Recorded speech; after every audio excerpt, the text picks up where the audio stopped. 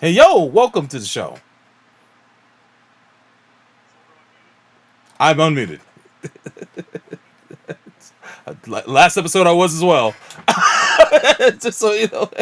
Yeah, Yazi, confirm, please. Oh, Ed, you in the chat. Let me know. Let me know you can hear my voice, please. Yes. Oh, I know. They would have figured it out. I say, what's the? Yeah, it says, oh, god damn it. I just, it's funny. I just updated my fucking Windows, right? It changed a bunch of my sound settings. So I just had to fix a sound Ed setting. says he only hears you. Yeah, that's the reason why. I was talking to Neil right before the show started. That Windows forced me to do an update, right? Yeah, it's cool. They can hear you now. You can hear them now, right, Ed? Cool. I hope so. I hate Windows. I hate it so goddamn much. For once, it wasn't my fault. When I came in earlier, Solbro sounded. I swear to God, I was mad as hell. the Neil Armstrong transmission from the moon sounded like digital quality. Yeah, it was so like pissed. I was. Because Windows is basically telling me, if you update now, or we'll update you during the show, which means restart your computer. So I was like, okay, I guess I have no choice. Right. So Cortana said that to you. She Yes. said, you update now, or I'm going to fuck with you, or you update during your show and piss all over you. But nothing like updating at gunpoint. Anyway. Sounds like a YouTube ad by Christy Noam. Yeah. Yes. Come and get you. Freaking hate it. We're gonna reach through the computer and get you. But Neo, if you could reintroduce yourself in the show, just now that everybody can hear us now. All right, take two. Take two, We're going baby. live. Go for it. Going live. All right. Welcome back, everybody, to Gundam at MAHQ. This is Neo, and joining me always is the Solbro and the Chris. Guys, say hello so everyone can hear you. Hello. Again. Hello. Mic check. Yes. Mic check.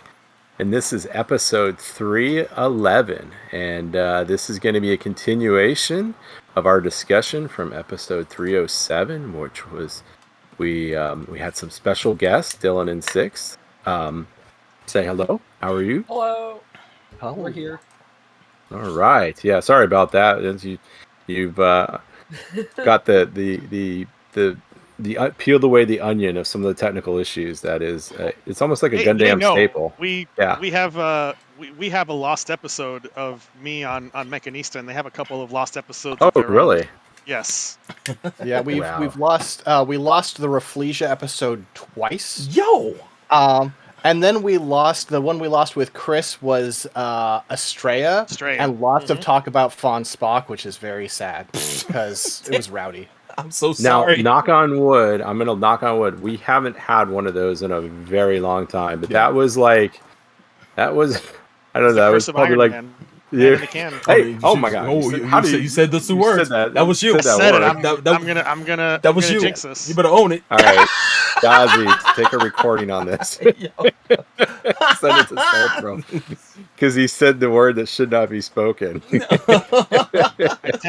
tempted the podcasting gods, and I would bring down their fury upon us. God. Oh my God. Yes.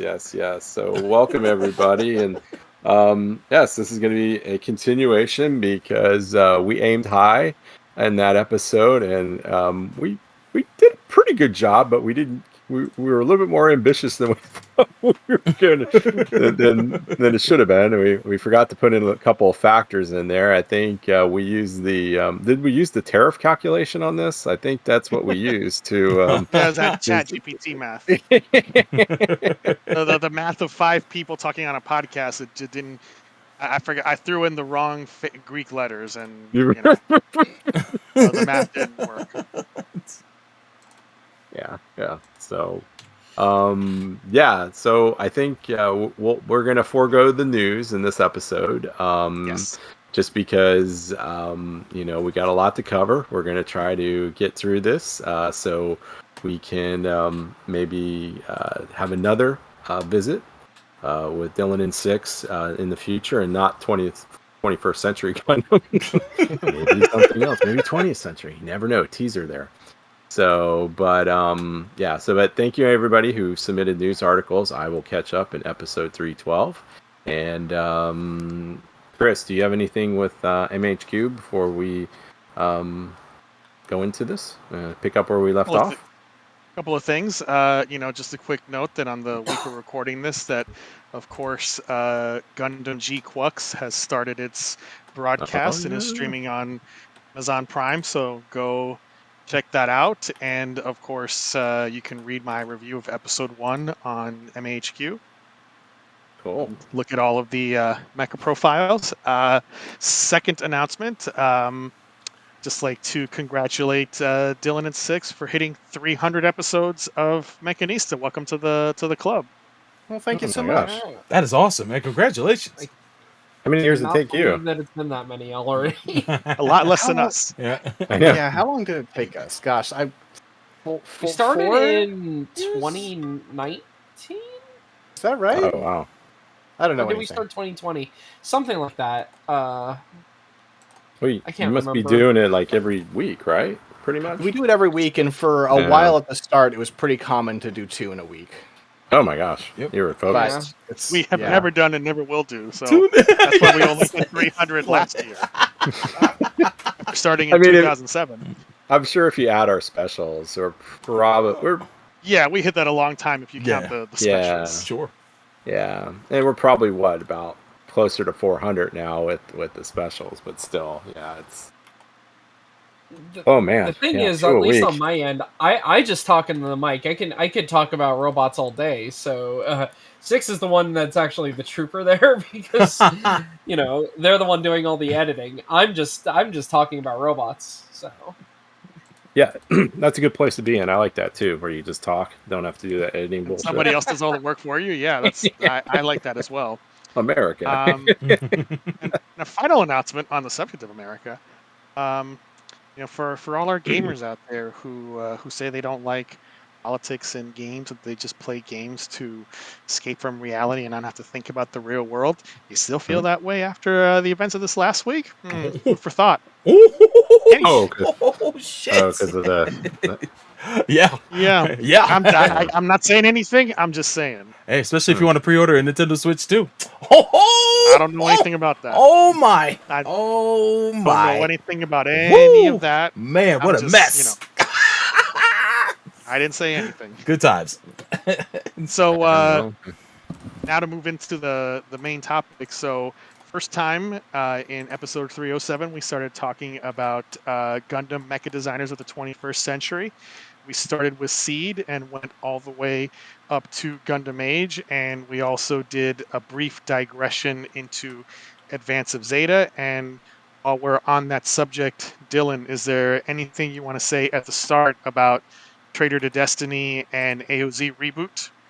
Okay, so Traitor to Destiny, okay, alright, give me 1 second. I've got an example image for this. So Traitor to Destiny changes designers and you get I forget his name, shoot. Hold on. Well, let's I didn't pull it up on this document. I was gonna say, yeah. Who is the designer of like the Wagtail and all that and that Well, I'm pulling it up on MAHQ, scrolling down now. What's the name? Mecha design credits, Aoki and Gas. Yeah. So the thing is,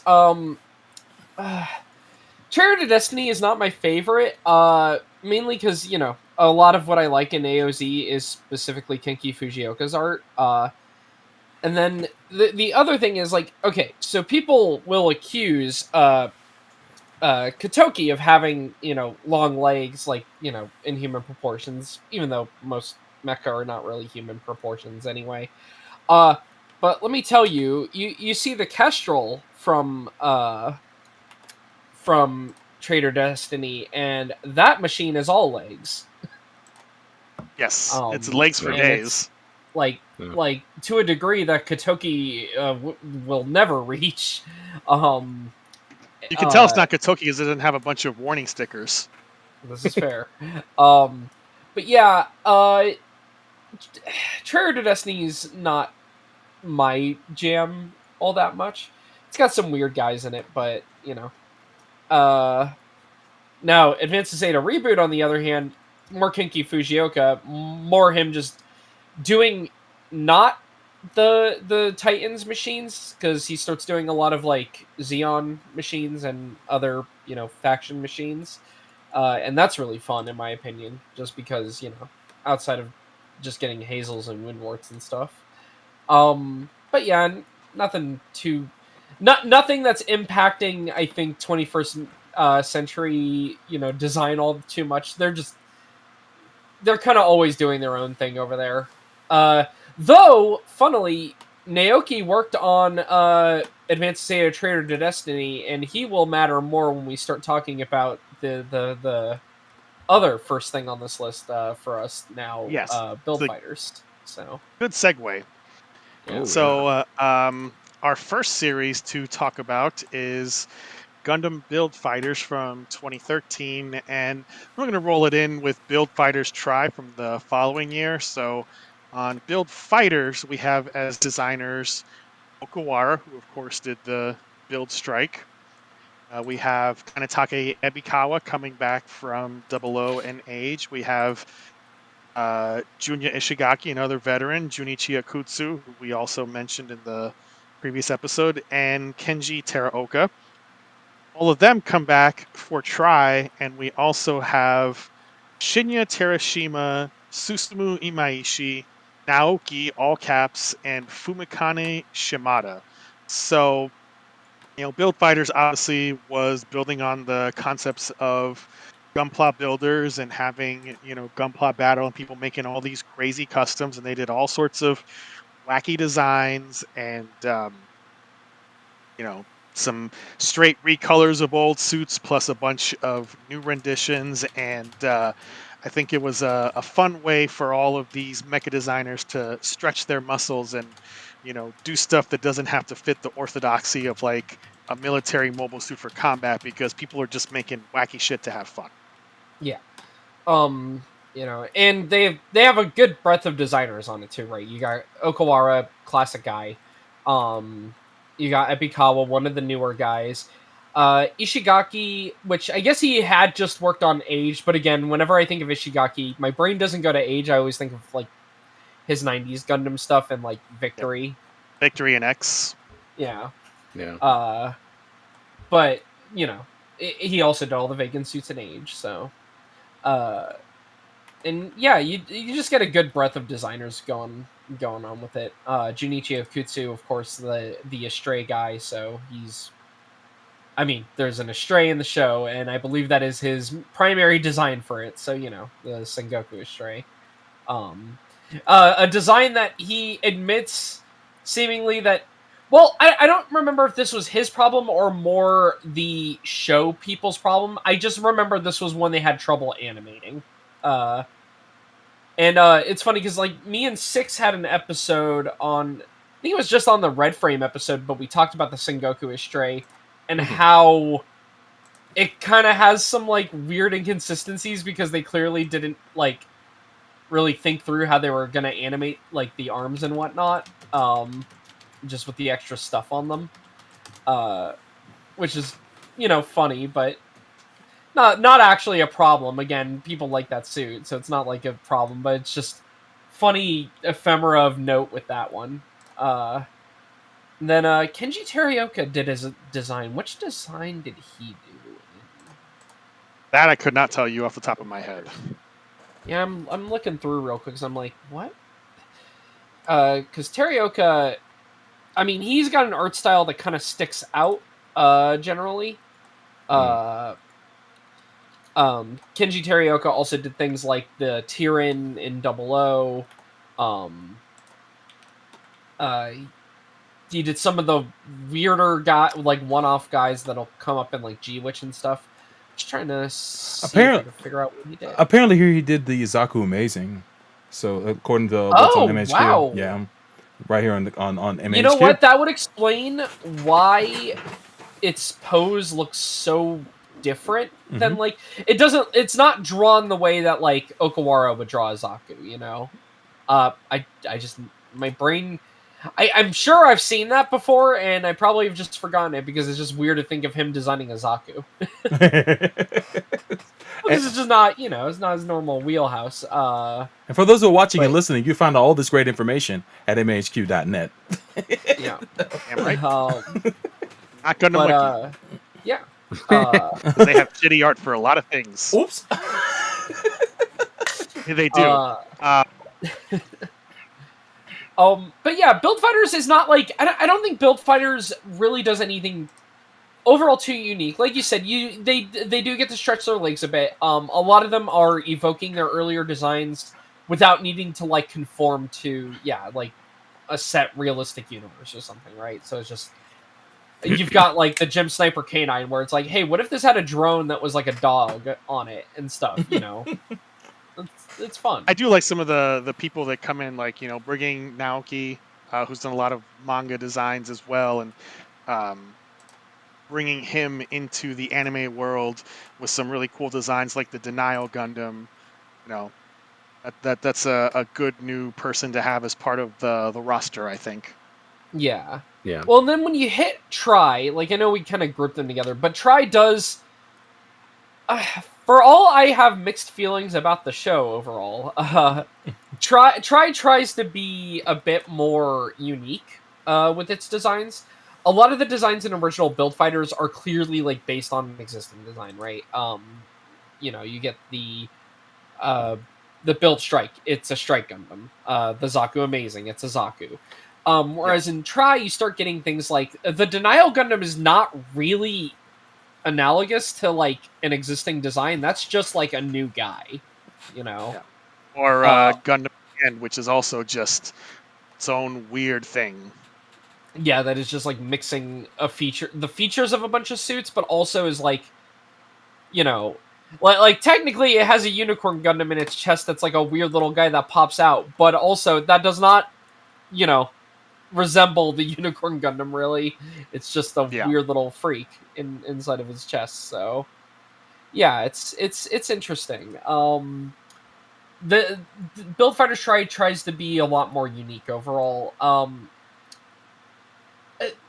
I don't actually mind that. I know some people there are some people that will extend their dislike of the show to also the designs. I think the designs work. I think the show doesn't show them off very good. Unfortunately, I think you can always separate the quality of the show story from the mecha designs. Like, I don't care for the story of a lot of Build Fighters Try compared to the OG, but it's got a bunch of great designs. And I will say, for the record, Lightning Zeta is one of my favorite Zeta variants. Yeah, it was a badass car. Yeah, and that one's a Naoki one, I think, right? Let's find out. The Lightning Zeta. Yes. Yeah.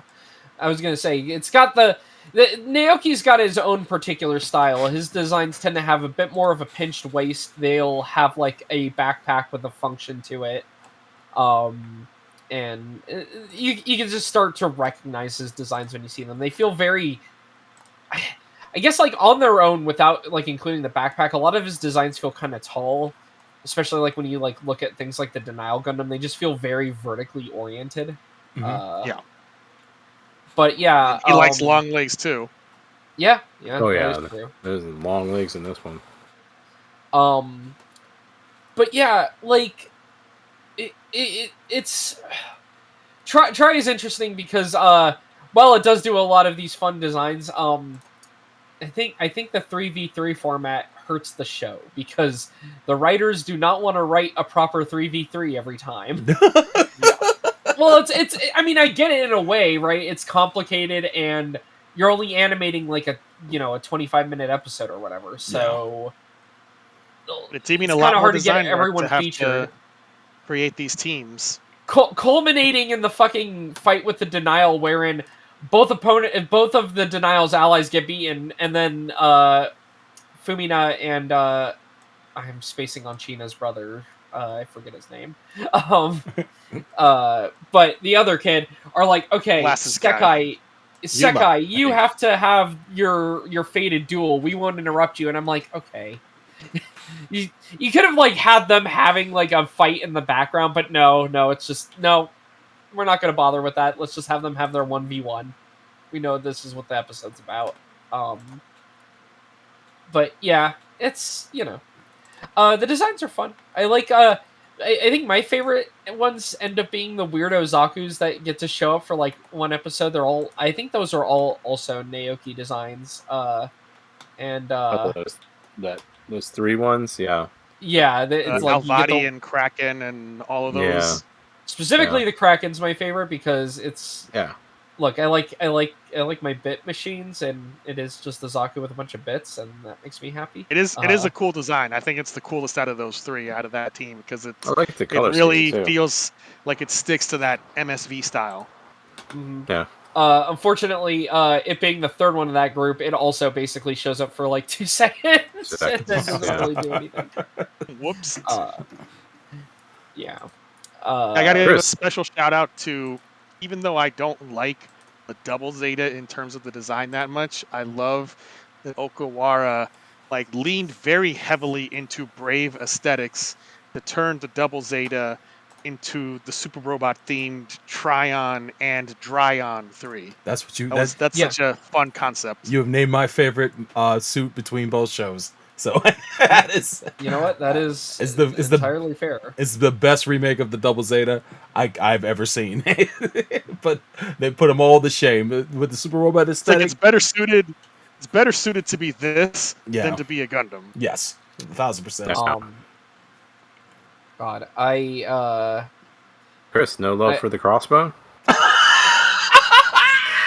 No, you finally got it. No, there's no. Never. Never. Although Crossbone Gundam Mao is I can get behind. Yeah. I'm always thinking about how they even did a Chogoken recently of the Tryon 3. They did. I want it so bad. So cool looking. I want it so bad. Man. It's very good looking. Anyway, but yeah, again, the thing with the Build Fighter series when it comes to design senses, I don't really think they end up in a weird place where they don't really inform things going forward. It's more just kind of a celebration of things that have happened, or wrapping in when you grab Naoki and stuff, you're wrapping in the model culture that already exists now into the series. Yeah. No one's really getting. I feel like none of these artists are really getting their start there. It's more just the people who are working on it are people who are already known figures, and yeah, it's interesting to think about with that. Not to mention, then of course we're gonna get to divers and all that, and so this kind of the designers just kind of end up making Build into its own separate universe of doing its designs, even though those are not the same as fighters technically. It's the same, the design philosophy is all the same all the way down. But yeah. Anybody else have any comments on Build Fighters and Try? Just some of my favorites featured in both series. Of course the Build Strike Gundam. I think that's such an attractive hero suit. The Build Gundam Mark II. The Lightning Zeta, as you mentioned, in Try, as well as the Tryon 3 for me.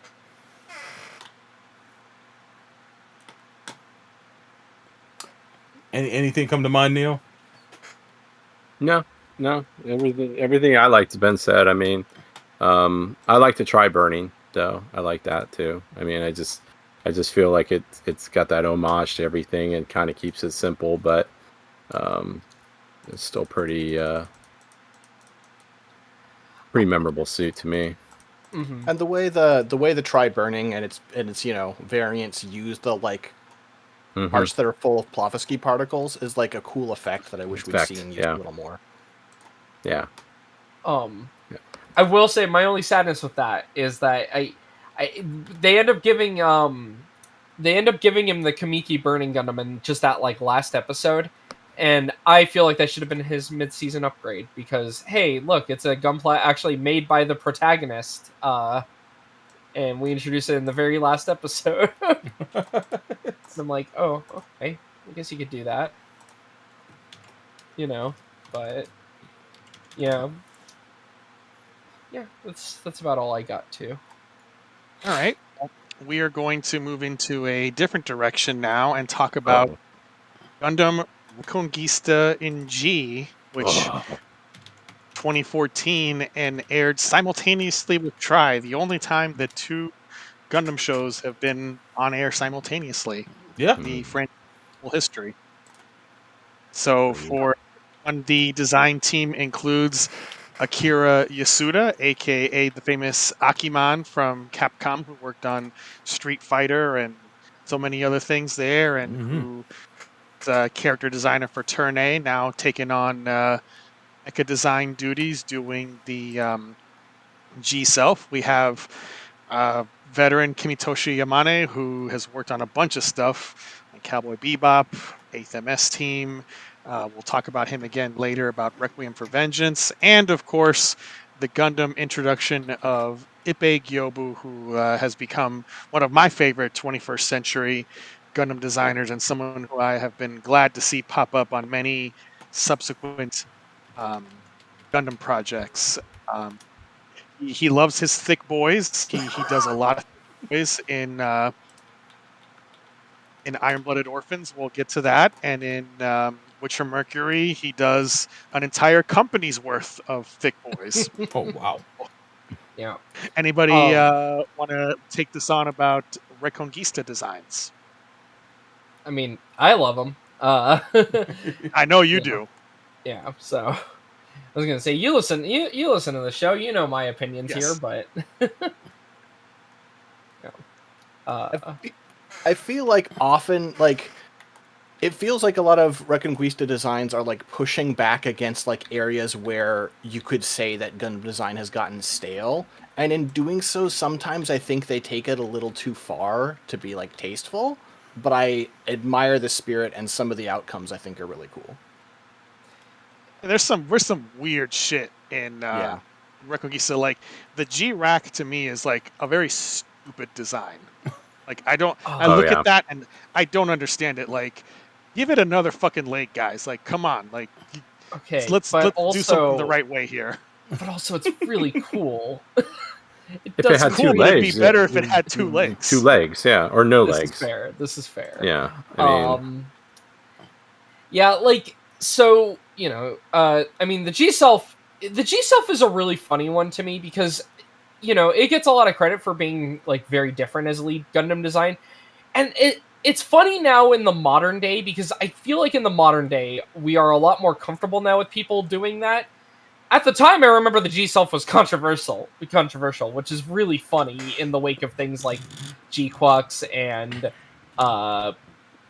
you know, G-Witch and whatnot, having designs that I think generally end up also pretty weird overall. Or, hell, even, I would argue, the Barbatos in IBO.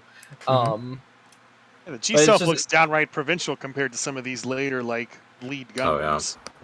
And it's very funny because I remember people being like, "Oh, it inverts the horns; they go outward. That's instead of like they go forward instead of out. That's weird." Or, you know, all kinds of things from it using like the light blue to just it being like really rounded in shape. I think Akiman does a great job with it. The machine's great. I mean, I like a lot of his design work.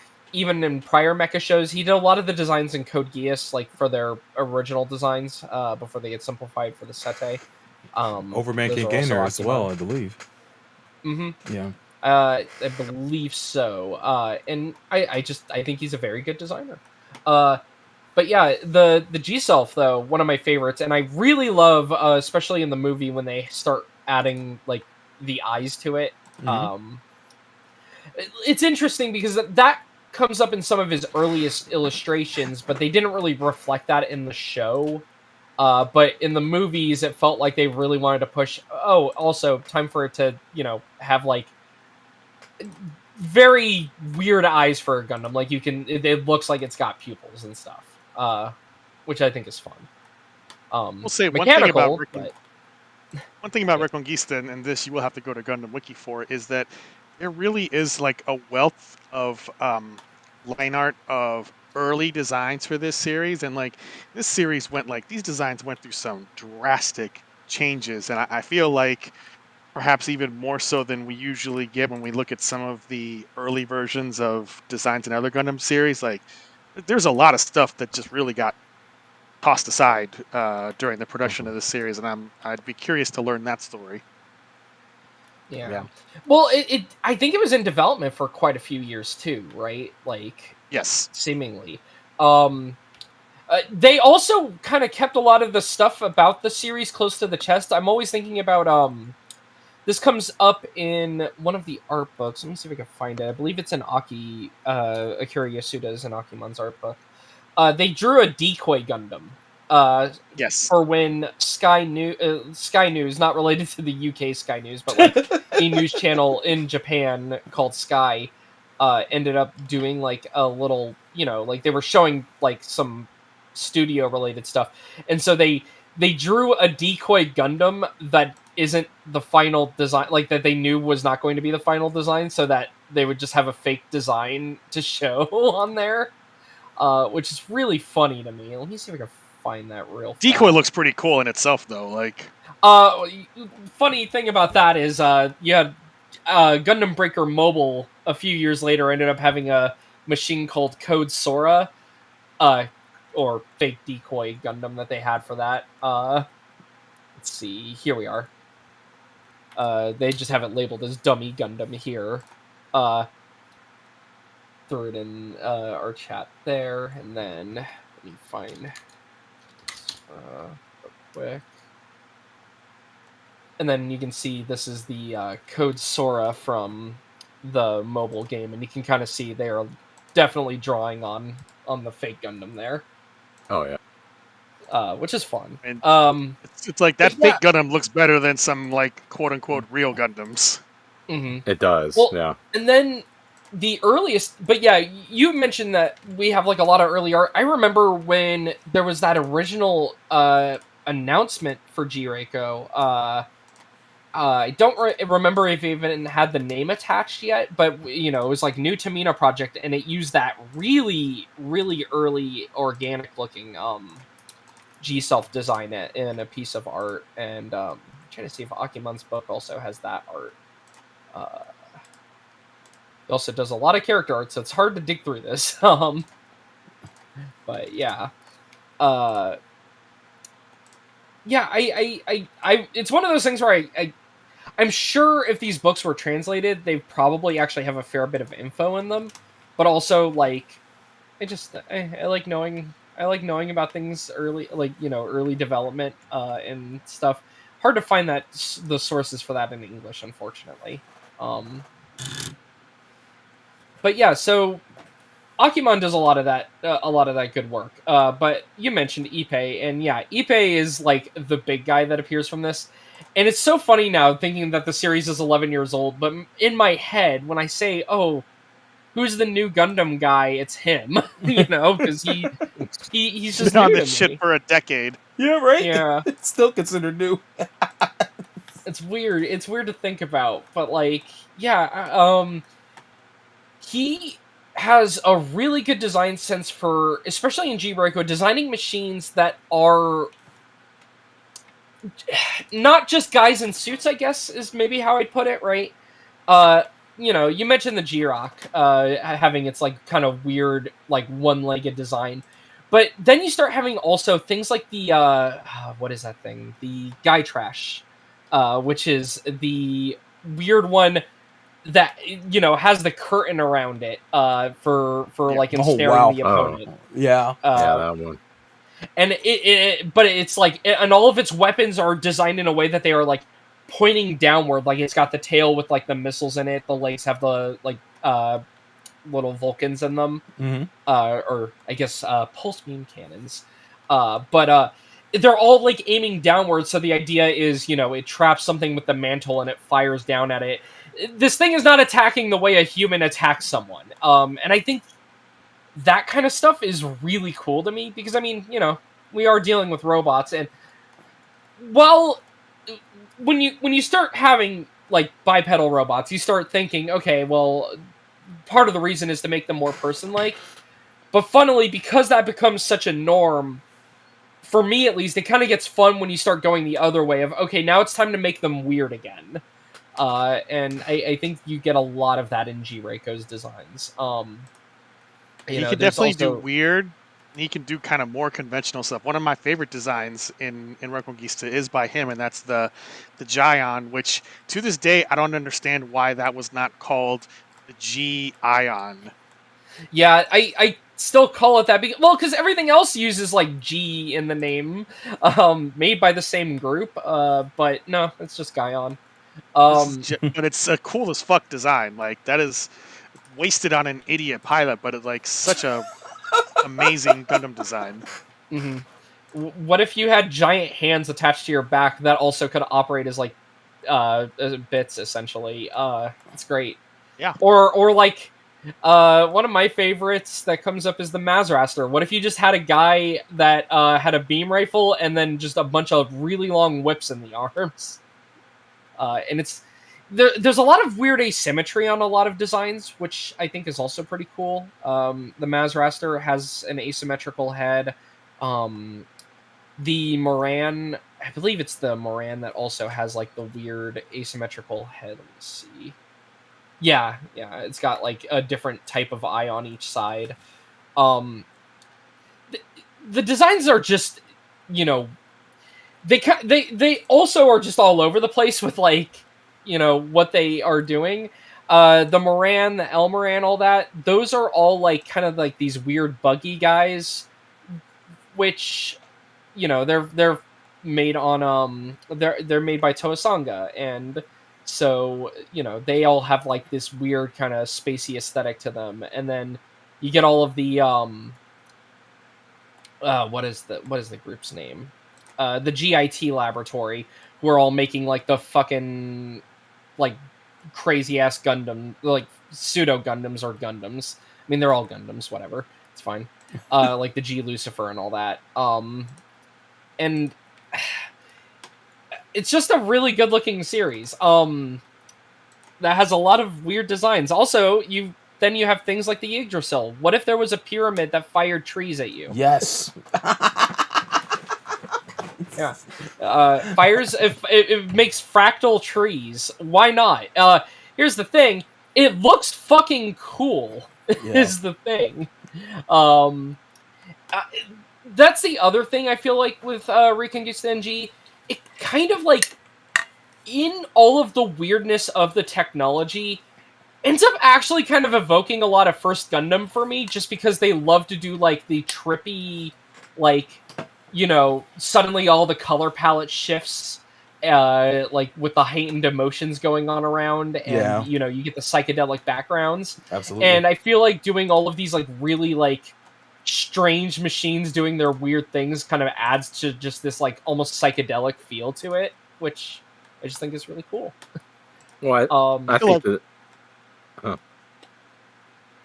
Go ahead, Neo.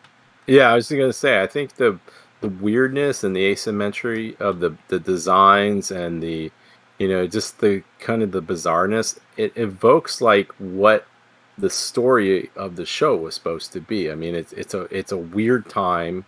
Technology's all over the place. It almost seems like there's like they have advanced technology, but then there's kind of a regression because within the story there was like kind of a regressive period after all this warring, and then all the famine and all the stuff that kind of happened after this. But then they still kind of had these advanced machines laying around that were leftovers from the war. So I think it really conveys what the story was going to be and what it is, and like the atmosphere of the world that it's in, that it's just a weird place. And I mean, for God's sakes, like you said, you have a mobile suit with a curtain. Like, where does that come from? Like, Some very old school looking designs, like the Rec 10 and the Rec Snow, which are interesting, but like you look at them, it's like they look like old garbage. Yeah. Damn. Yeah. They got like CRT heads. It's great. Yeah. Yeah, they do look like CRT.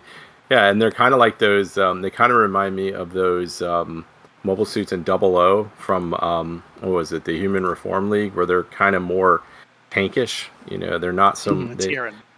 Yeah, they look more tankish than actually a mobile suit. It's like the natural progression. So from tank to that, I mean, and then you got stuff like the cat sit that's like it looks like a normal like late Universal Century like mass production like Federation mobile suit. It's got that kind of look to it, which I like. It harkens back to that. It makes sense that you would have things like that coming out, and I think that was what the Capitol Guard or the Capitol, and it kind of fits to what you would think they would have. Mm-hmm. So because they would have the legacy machines, so yeah, like I think they all do well, like in series, and I mean, hell, they did better than they expected out of series, given that seemingly Reconquista In G. I know there are like conflicting things on this, and it's hard to pin a source one way or another. Not to mention all the hearsay online. I feel like this was a show that Sunrise and Bandai put out to die. Oh wow! I just get that feeling. Well, there wasn't like as much push for like advertisement on it. It doesn't help that it kind of there was a lot. It was a show. It had the Turn A problem of people within the industry generally seemed higher up on it than the audience seemed. Right, like Turn A had this going on too, where people who were industry people or other critics like that liked the show, but clearly, ratings wise, it was not doing the greatest. Couldn't even bother to come up with specs and model numbers for half the mobile suits in this show, which annoys me to no end. Yeah, or like even just like any, like there's barely any information on like just random stuff, which is not like actually a big deal. I don't really like. I like getting my ephemera, but it's not like a huge deal if it doesn't exist. But the glaring absence of it compared to like every other series coming out, in the modern, is it's very telling, right? It's just like something that's like noticeable, even with it getting the movies. Yeah, it's just it's interesting that this show just kind of always feels like a little like they don't necessarily seem to care about it internally at Sunrise or Bandai. Just in my personal opinion, it seems that way. Feels like it's almost, like it. Oh, good. It's almost like the pitch of like, oh, okay, we're gonna get Tamino back to do a show, and then like halfway through it, they were like, probably wasn't the best idea, but we're gonna have to do something, and let's just let them finish it and get it out of here, and then we'll move on. The magic doesn't happen again for some reason. So, which is a shame because I quite enjoy it still. I think I had a great concept. I mean, going to the storyline, I think it's a great concept. It's just the execution in some parts was a little to be desired. Yeah. I mean, I will say, I think it's been quite a few years since I've rewatched it. It does kind of have the pacing of a 50-episode Tamino show, but in 26 episodes. Yeah, absolutely. Which maybe is not... Especially in the beginning. Yeah. Yeah, maybe not always the most welcoming, but, I still have a bit of a like for this show. But... it's fine. At least in terms of what we're talking about here, Ippei gets to keep showing up in the future, and we'll talk about him in other shows. So, I will say as my closing remarks for this show, shout out to another Ippei design, the MAHQ, which is like just wonderfully weird, and some kind of elements of that I can see in the G Quux. So it's interesting seeing how some of these things connect. Also, a shout out to Kimitoshi Yamane. Does a lot of great vehicle designs, a lot of ships in this show. Gundam, I think, is a good example. He also did way more like subflight systems than we've seen in a long time, maybe since Zeta. Yeah, a lot of those in this show. Well, it doesn't help that a lot of the Earth guys you get like the Elf Bullock and the Mac Knife and whatnot, things that like can fly under the atmosphere, but then it's like, okay, well, none of our machines can do that, so shout outs to the Megafauna in terms of Kimitoshi Yamane's ships also, because I think the Megafauna is really cool. Yeah, it was cool. Moving on to 2015, we have a busy year with 3 projects to talk about. The first is Gundam: The Origin, the adaptation of the flashback arcs from Naz's famous manga, and the mecha designers for this anime adaptation include Hajime Katoki, Mika Akitaka, Mitoshi Yamane, and Junichi Akutsu, all a bunch of veterans. I would not say that they're necessarily breaking any new ground here design-wise, but they certainly do a good job of updating a lot of MSG designs for the 21st century, and also creating a bunch of new vehicles that are kind of complementary to that, like the evolution of the very primitive mobile workers into the mobile suits. Some of the other early mobile suits we see, I personally dig the WAF and the Bugu a lot. I think those are good additions to the Zeonic lineup, and it kind of feels like mecha-wise like a continuation of what some of these same designers were doing with Unicorn just a few years before. Yep. That said, I think that the manga actually has more interesting reinterpretations, if I'm being honest. Yeah. I don't know. It's all Okawara there, but I feel like I generally like. You brought up that it's like Unicorn, and I think that maybe is my problem. Is these feel like a bit more of a standardization rather than a redesign, right? Like an updated. Yeah, there's version. definitely a unified sort of design aesthetic, because, like, for instance, one of the little touches that you see from Unicorn is that the Earth Federation forces have like a specific UI that you see in all of their battleships and mobile suits. Yeah. And you continue to see that in later productions like Origin and Kukurus Dawn. So I feel like, yes, there definitely was like a standardization of the aesthetic that started in Unicorn and then continues in Origin and other related projects.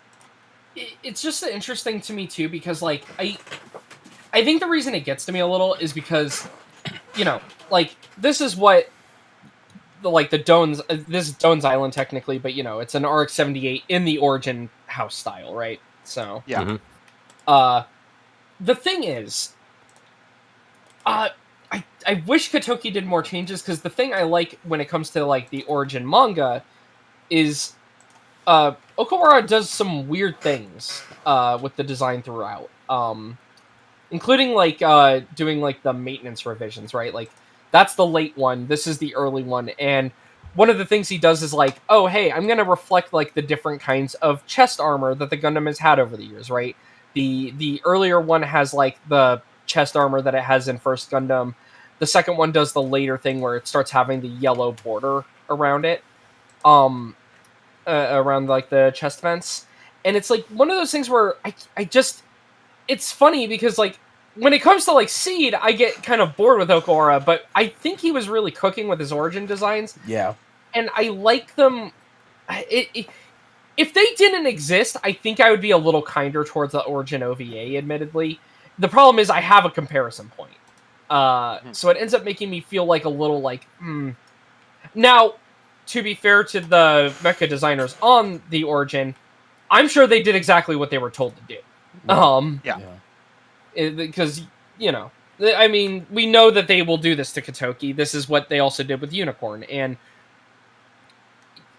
I don't entirely blame Katoki as much as some people do, because I think he does what he is told he should do. And, you look at, like, the novel designs especially. We talked about this, but I think he does know, like, how to do unique designs. It's just also, if he gets told, hey, we need you to redesign this in this kind of style, he's going to do that. That's his job. But, like I said, it's not like it's bad. This is my own little grump about the Origin is all. The Origin 2015 as opposed to the Origin manga. But yeah. No, it's valid, because I'm with you. I think the manga versions have a little bit more pop to them than the anime versions, but yeah. I mean, funnily, then we hit like Origin MSD where there's also like they're trying to, well, let's also reboot doing these MSV designs. We're going to simplify it, and then we're going to immediately make it just as complicated as before, so never mind, is what ended up happening. There's some of those I really like. Some of them are also cowardly to me, because I'm like, oh, you normalize these, and you've removed their soul, but some of them are neat. That's how you really feel. Look. That's what I'm here to do about robots. That's just how I am. Yes, that's why we're all here. Say with your chest. Yeah. But yeah, again, the problem with like evaluating the origin, funnily, why this part's gonna probably go a little quicker than the first part. It's not like it really informs future designs, right? This is more, we are trying to backport old designs into making them palatable, like in a modern way, rather than. Yeah, we're trying to influence people going forward. Yeah, smoothing them out and modernizing them, making them a little less kid-like looking, as in First Gundam, where it's not a kids show, but sometimes the mobile suits, even the Zaku's are more rounded and things like that, and even the Gundam at times is not as angular and not as like weapon of mass destruction looking as you have in this one. So in the origin, yeah. I mean, like the Type 61 tanks, they actually look like modern day tanks, just with 2 gun barrels on them. I mean, they're pretty indistinguishable. Or you have them in the movie having to like backport. Okay, well, we want to have a mobile suit in this first movie where mobile suits aren't invented yet. There's going to be a gun tank. Let's just make it look more like a tank. Which, to be fair, the gun tank also looks more like a tank in the origin, but the mass production ones at the start are completely new for the OVA. It's an OVA, and then the gun cannon. Gun cannon's only got 1 cannon. That was funny. My brain's like, I forget how this is categorized. I think it's an OVA. I want to say it is. I mean, they released it originally. Yeah. Okay. I did. My thing was, it was an OVA, but they played it in theaters. Yeah. Okay, it's got the same crap going on as Unicorn, where in my head that should mean it's a movie because it's in theaters, but also it's whatever. Categorization doesn't matter. It's just things don't matter now. Sometimes you watch movies at home. Yeah. And, they're released at home first before there was a point like that. So it's all different. Yeah. Anybody have anything else to say about the origin? No, you pretty much hit all the spots. I mean, I love the revisit. I love to revisit this time period and see how they reinterpret the designs. And I think they did a pretty decent job on the origin, whether it's the manga or the OVA. But not much else to say than that. I am disproportionately fond of the sniper rifle they gave the Zaku. Oh, that's what's up. It's a good sniper rifle. What? Yeah, no, I will agree with that. That thing's cool as hell. And I think they help with some of the support vehicles too. Like the Magellan attack looks a lot less ridiculous in this. The outclass Saberfish. I always liked that design, but in this one, it's got it's just that smoother look. So, I mean, and the gun tank. I love seeing the gun tank, but I remember the gun tank in the manga being a little bit more, it's a little bit more lethal. I mean, this one looks more like the later versions of the gun tank that we see. Of course, nothing compares to the original. Why wouldn't you have a glass canopy on the top? That makes the most sense. Brightly colored. And then the best was when gun tank was in space. So it worked very well. But it's got the cannons, can swing those around. It can do AMBAC. Well, it's funny though, because it seems like especially with the gun cannon and stuff, it still seems like just a prototype. Yeah, at the point, and I think it pretty much was. And all the mobile suits kind of felt like that they were like one step away from the prototype version. I think that that kind of gives it that weird effect too. So, but all right, next up we have also from 2015, Iron-Blooded Orphans, and the staff for this includes Naohiro Washio, Kanetake Ebikawa, and Kenji Teraoka, all returning from Double O, plus Ippei Gyobu and Tamotsu Shinohara.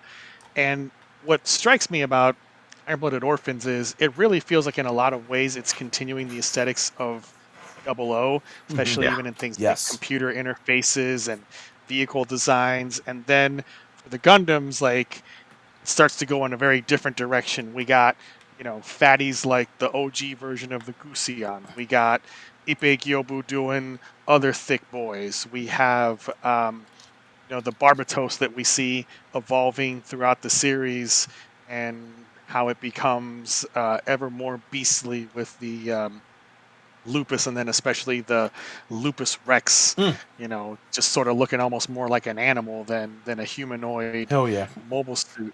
And there's just so much great design work in this series that variates from Gundam norms down to, beam rifles not being a thing and that everything is all,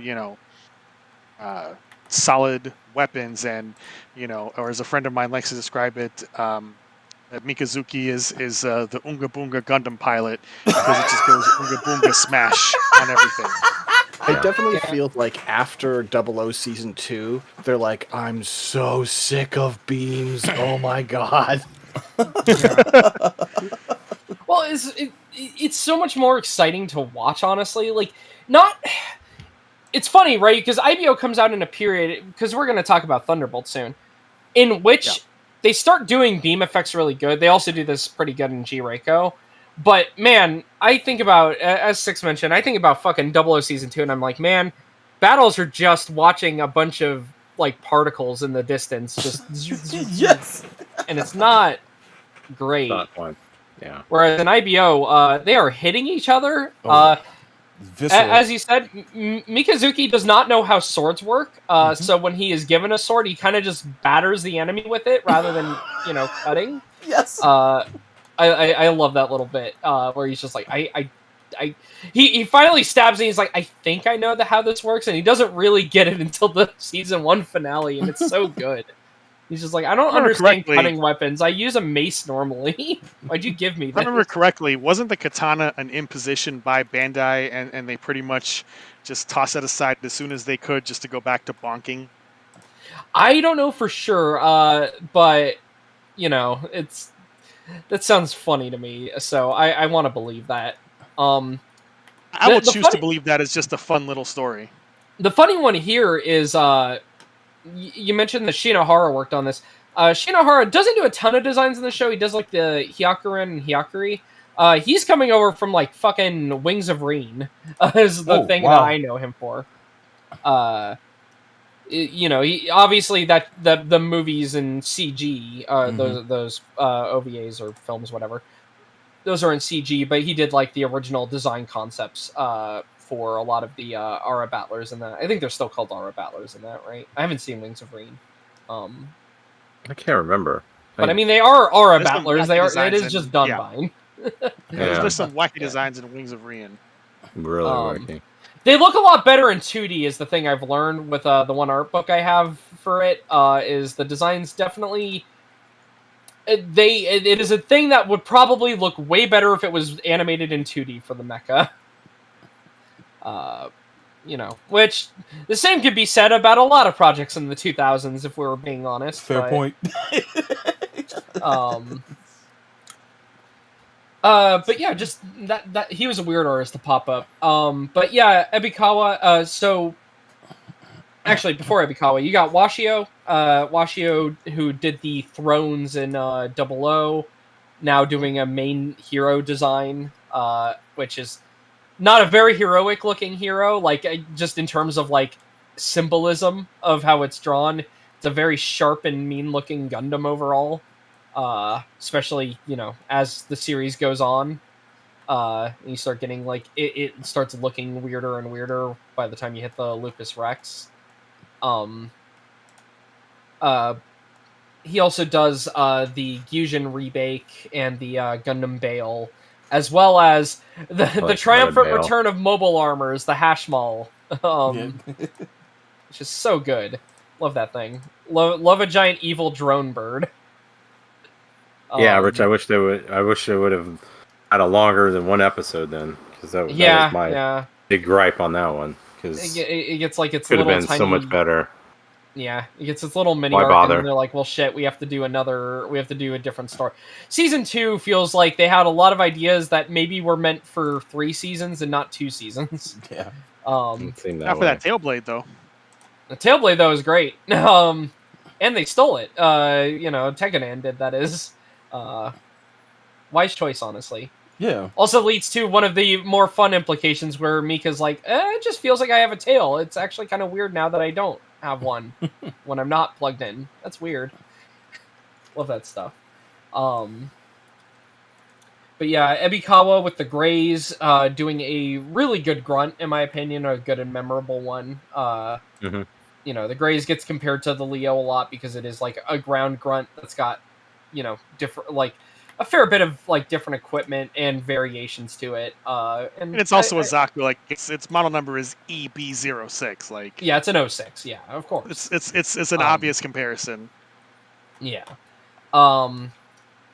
It's got its weird fucking like. The head on it is so cool because it's like, okay, this looks like a normal machine head. It's got like a little square screen face. Then it opens the mouth, like the head, like it looks like almost like a dinosaur mouth opening and just has like a weird little eye hiding in there, and I love that about it. Kind of reminds me of the fax spheres from Gios. Yeah. Sure. Then he's also, Ebikawa did like some of the other Gundams. He did like the Flaros. I mean, actually, the Flaros might be the only Gundam he did. Yeah, I guess that is true. Huh.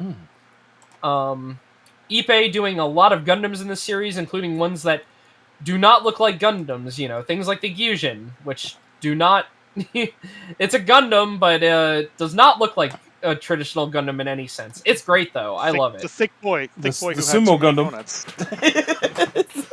And it's giant hammer. It's so good. And then the man roadies, which I believe Yazi mentioned earlier in the chat, but yeah, the man roadies feel very G-Reiko. They've got just like these weird shapes. A thing I didn't mention in G-Reiko, but I guess I should mention with Ippei coming up again. Ippei's got a really good grasp of like coloring his units, I think. He does a lot more like bright colors that sometimes are kind of weird but cool. Yeah, I could see that. One of my favorite designs in this series is Kimaris Vidar, which design-wise is a very different suit from the Gion, but has a very similar color scheme with all of the like purple and lavender, and it's a high contrast that stands out from your typical Gundam tricolors. Mm-hmm. And then of course you get like he does some of the mass production Tekken ones later in season 2. I'm forgetting what those things are called. The Shiden, right? Shiden. Then later there's like the Hugos. Funny thing with the Hugo, it's a design that very early on. I'm gonna link this real quick just in the chat, but its early design just looks that on the top there. That looks like a G-Reiko suit. That does not even look like an IBO suit, really. Like the shape of the head and like how detailed it is. Those kind of claw feet. When he gets the boxier head, it just that feels so much more IBO than the original head it had.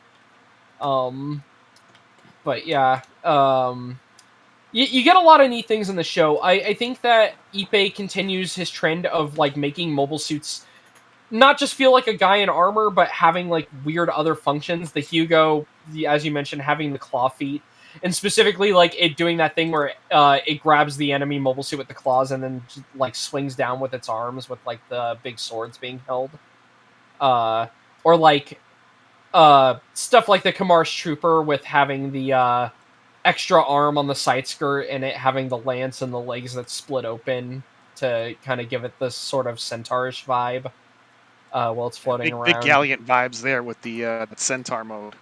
Mm-hmm. he does a very good job, I think, of like still giving mobile suits like a lot of these functions that are just like weird. The Vidar, a lot of people's favorite of his designs in the show, it's got the blades in the feet, just to add on to like one other thing where it's like, yeah, this whole thing's body can be a weapon, so why not put some blades in the feet?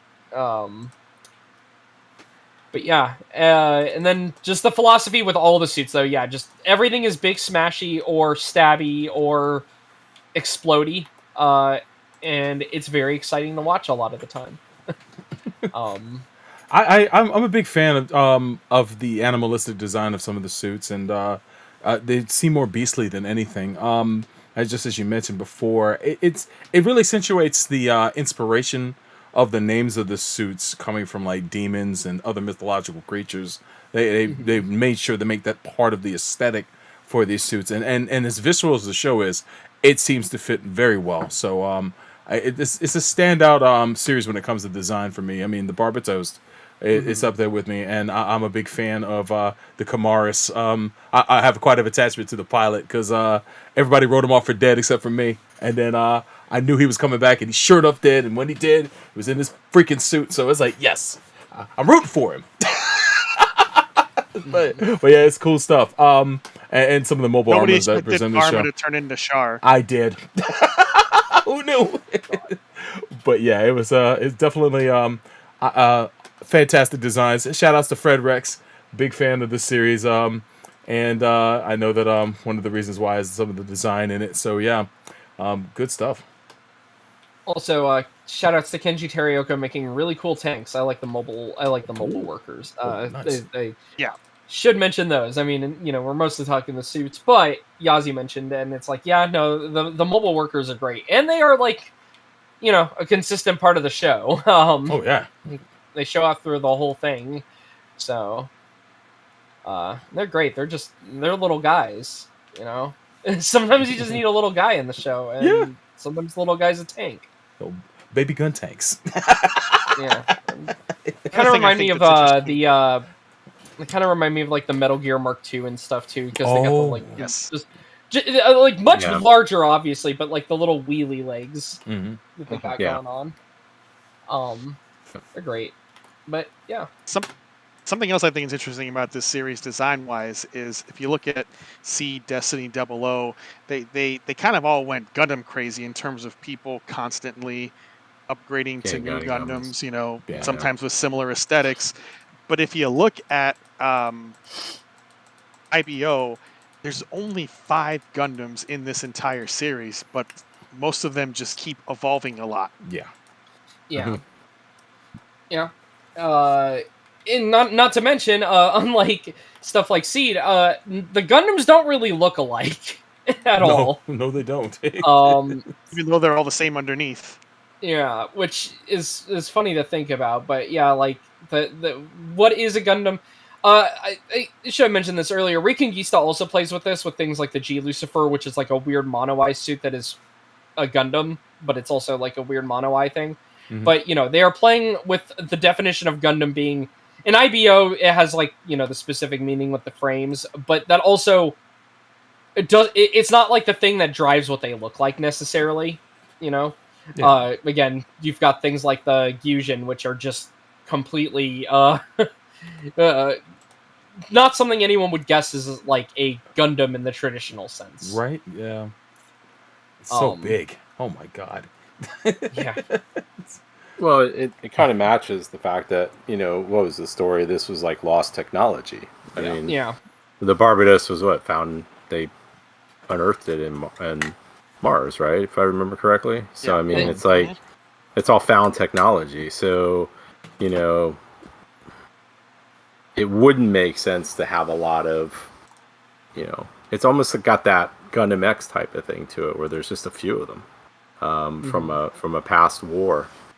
And so, and a lot of the times, like the implication with them is like people are just throwing new crap on them all the time because like the frame is the thing that lasts, but the armor kind of over time is coming off. So it's like, well, if all we've got are the insides, then we're just gonna throw whatever we need on it, and whether it's fucking space mafia or a military like PMC that mostly relies on child slavery, like the Barbatos. Don't worry, they get that taken care of by episode 2, though. But yeah. Yeah. But you're right, though. It does feel in a lot of ways the spiritual successor of Double O in a lot of the designs. So. If there's no further comments on IBO, we'll move on to the last entry from 2015, which is Gundam Thunderbolt. This is, of course, an ONA adaptation of the ongoing manga by Yasuo Odagaki that is very controversial with many Gundam fans. The anime version's designers include Hajime Katoki, Seiichi Nakatani, and Morifumi Naka. These designs for the anime version, they're definitely simplified a little bit to bring them more in line with other one-year war anime, but they have all of the touches that Odagaki added. Lots of protective covers for mobile suit joints, thruster packs and propellant tanks for all of the Zeon suits. Some radically redesigned versions of some suits. I think that the redesigned version of the gun tank from this series is the best version of the gun tank, and acting as a troop carrier. Some of the Zeon aquatics get really nice redesigns, like the Akai and the Gog. So, some really interesting reinterpretations of mobile suits and also mobile armors like the Grublo. There's some really good work that's done both in the manga and in the partial anime adaptation. All of the edgelordiness of E.O. Fleming aside, there's a lot of solid mobile suits in this series, I think. Yeah. Well, like, the thing that Thunderbolt has the bravery to go, hey, what if I just, instead of like doing 10 one-year war side stories that all have to pretend to fit together, what if I just said fuck that and I kind of just like wrote a thing that is like my own thing that kind of is adapting Gundam, but also I have my own story and nothing needs to look like, like I'm going to borrow these machines. And I kind of admire that, given that like, it's not like Gundam has like a firm like thing on canon, quote unquote canon, not that it matters. So the thing with Odagaki just being like, yeah, I want to do my own side story, and I don't want to concern the 10 trillion other side stories that have come out, and I'm just going to do my own thing. And also I'm going to redesign all the suits because I like First Gundam, and I want to redesign all those suits. I think it's something that, honestly, more people, if they're making something Gundam and they want to make their own Gundam thing, even if they're just trying to rehash like a one-year war thing or whatever, is maybe a little nice. It's like, we've got to try to time to read all these side stories to make sure I'm not interfering with, because that one, that's unreasonable and impossible. And like, just for the Odagaki, like really sticking to just doing what he, and he gets asked to keep making the manga after he like weird war thing, and then he's like, oh shit, I guess I'm gonna get real weird because I keep making more and I didn't plan on making more. Which is why everything like post Thunderbolt, like, well, season 2 of the anime is like where things also start getting weird, and that's kind of like the thing is like, I think he was originally set only to make his like it's kind of meant to be like a one shot, I believe, originally, and then they were like, hey, Odagaki, people like this, can you keep making more? And he's like, sure. You can tell he only intended to do the 1 year war part, and that's it. Yeah, he just wanted to do his own little story about, hey, what if there was like a lot of like, what if there was a fucked up Gundam boy, and what if there was really fucked up like the experimentation going on with these guys who lost limbs. That was kind of the only two things he was concerned about, and then it was like, shit, okay, I have to do more. what if there was a cult? And it's like, I don't know where you're going with this, but keep going. Just throwing shit at the wall. But there's a guy who could magically brainwash people. Yes. Turn them into cultists. Yeah.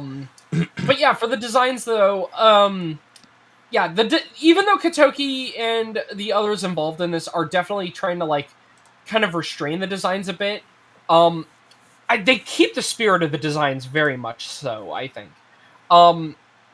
If anything, you start getting like ones where they almost like reinterpret in a more Thunderbolty way, such as like the Act guys with like the various weapon packs. Because in the manga, they are just Act guys. The just Thunderbolt Act guys. I love the Thunderbolt Act guy, by the way, because it's just like a little guy. The normal Act guy is huge, because it's like normal mobile suit size, but then you consider like the size of its head and everything, and it's like, oh, this is big, like wide. But the one in Thunderbolt is generally portrayed as kind of diminutive, and that's fun. But yeah, in the anime, they add all those like weird ones with the like the weapon packs, the firepower type A and B, and the maneuver type, and all that. Like the Sonar search type and all that. They're fucking cool, is the thing. I love my squad of SWAT act guys. They're great. But yeah, it's interesting because Thunderbolt kind of touches back on it almost feels more 80s to me, like when you had things like Tyrant Sword, where it's like, it's Kazumi Fujita working on Tyrant Sword, and he's working on it after Zeta, and his designs for that don't really... He's just doing his art, and he's just going whole hog with it, you know? He's not really, like, restraining himself or limiting what he's doing. He's just doing, like, a thing he wants to do. And I kind of feel like you start hitting, like, a point where a lot of artists on the various manga and whatnot start going, okay, well, I need this to fit in completely. I've got to restrain myself. And I kind of like the unrestraint a bit more, if only because it's a bit more interesting to look at. Right. You know? It means things are more memorable overall. And yeah, Thunderbolt is definitely memorable, I would say. For better or worse, some people hate it, and that's fair. I get it. The show I hated, but yeah, the mobile suits. The vitriol this show gets, man. I think it's silly. Oh. I think it's silly. The way they try to fit it into the 1 Year War, but I'm okay with it. It's like Michael Bay directed a Gundam. I just have to fucking sit back and eat it. I enjoy the first season. The second season onward is where I'm more weird. I want to read more of the manga because I am just more like, what the hell are you writing yourself into, Otogaki? Yes! The manga gets even weirder. It gets nuttier. Yeah, well, that's the thing, right? It's already a little bit there in the second season of the anime where it's just like, okay, this is getting real weird, and I'm like, clearly, with the way that the first season ends, that is also, you know, like theoretically where the manga would have ended anyway. So it feels like an ending. Part 2, the whole Bandit Flower, the second season, whatever you want to call it, feels, you know, it's... It gets, you know, so much weirder, you know, things like Io eventually fighting in a perfect Zeong, a Federation version of the perfect Zeong, against Daryl in the Psycho Gundam that has been fitted with the full armor Gundam's armor and dubbed Perfect Gundam, and just the imagery of these two things fighting on opposite sides is very amusing. Let's go to like full build fighters, like, man, it's like this mashup kit. Kind of. Also, Kit Bash the show. So Yazi mentions it, and actually, in one of the Thunderbolt books, I believe there is here it is. There is a Juagu. It's not by Otogaki. Oh. It's by one of the other artists. So Otogaki kind of fucked up his hands real bad. Oh, man. While drawing this manga, because it's very detailed, very heavy art, and I know that he had a hand injury. So the interesting thing I've noticed is some of the designs that are in part 2 of the book are not always originally by him in concept, seemingly. I also know that there are like some Thunderbolt spin-offs that are not by him really, or like I think he just does the story but not the art. Right. But there is a Thunderbolt Juagu, and it's kind of frightening. I linked it there. Let me copy the link in the chat. Oh wait, subscribers only. I'm not logged in on YouTube. Someone link that to just right click and link that to Yazi so he could see the. Oh, you mean the image? Sure, I got you. Yeah, the Juagu. Well, just because if he wants to see a weird fucking Thunderbolt style Juagu, there he goes. Oh, I got you right here. God. I'll put it on this. I'll put it on the screen and also put the link in the chat too. There we go. Look at this Juag. Oh shit! All right. God. That is wild stuff. Oh right, duh. Ants. That's why I'm not seeing video because I didn't hit play. Oh, that would help. I'm like, right, there is video. That would certainly help.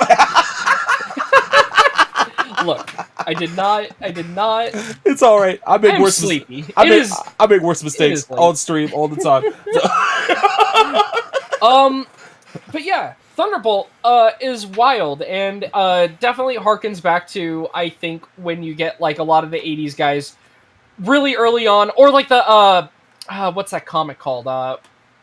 Chris, the Gynax one that has all the weird shit in it early on. Do you remember?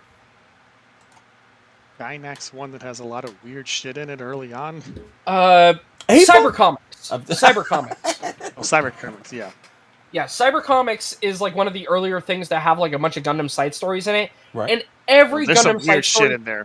They're all bizarre. They don't care about fitting into a continuity. It's just people that are like, I liked Gundam in some way, and I want to make a thing called a Gundam thing. And, you know, in a way, that's kind of what Thunderbolt feels like, and I kind of like it for that. Yeah, they don't adhere to any kind of house style in those weird Cyber Comics side stories. Yeah. But yeah, Thunderbolt, just, it's really neat. Also very, like, science fiction-y stuff going on, like, other hard SF ideas with, like, you know, oh, we got to keep all the joints covered because there's going to be a bunch of debris in space, and if you're flying through a debris zone and you have an uncovered joint, that's going to get all clogged up with metal, and that would be bad. Certainly. You know, stuff like that.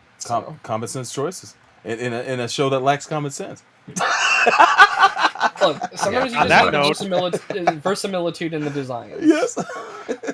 On that note, we need to move on to make some good time, so we're going to speed through the next couple of ones. 2017 brings us I hesitate to call this an ONA, Gundam Twilight Axis, with designers Sejun Kim, who was also the director, and Shingo Abe. There's not much going on here. This is a very half-assed promotional adaptation of an okay light novel. There's very little that's wholly original in this story because so much of it is just old designs or kit bashes. The only entirely original design is the Neo Zeon mobile armor Hava Aziru, and does rule. It's a cool design. But everything else is either a literal kit bash, like in the case of the Gundam Tristan, or just an old suit, like the Zaku 3. So, you know, it's very slight. The Arjarja in fancy colors. Yeah.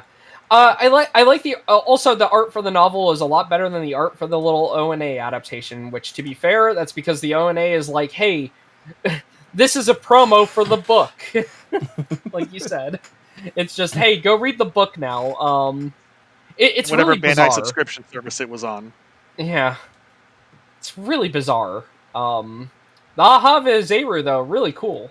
I'll give it that. Anybody have any comments about Twilight Access before we Not move on really. to something else? I agree. The Ahava Zero is pretty dope looking, but that's all I got. Yeah. Next, we have the 2018 movie Gundam Narrative, which, you know, essentially is just an epilogue for Unicorn with mecha designers Hajime Katoki and Eiji Komatsu. Really nothing new here. The narrative Gundam is not one of my favorites, not particularly special. We got some Neo Zeon repeats like another Sinanju and another Neo Zeon and more Irizulus and nothing that really sticks out. It's just more unicorn stuff, Not that that's bad, but it's not anything really new. Yeah, you'd think you'd have something different or new, but I mean, I'll pop in as the Phoenix Defender, but but that also was a pre-existing design. True.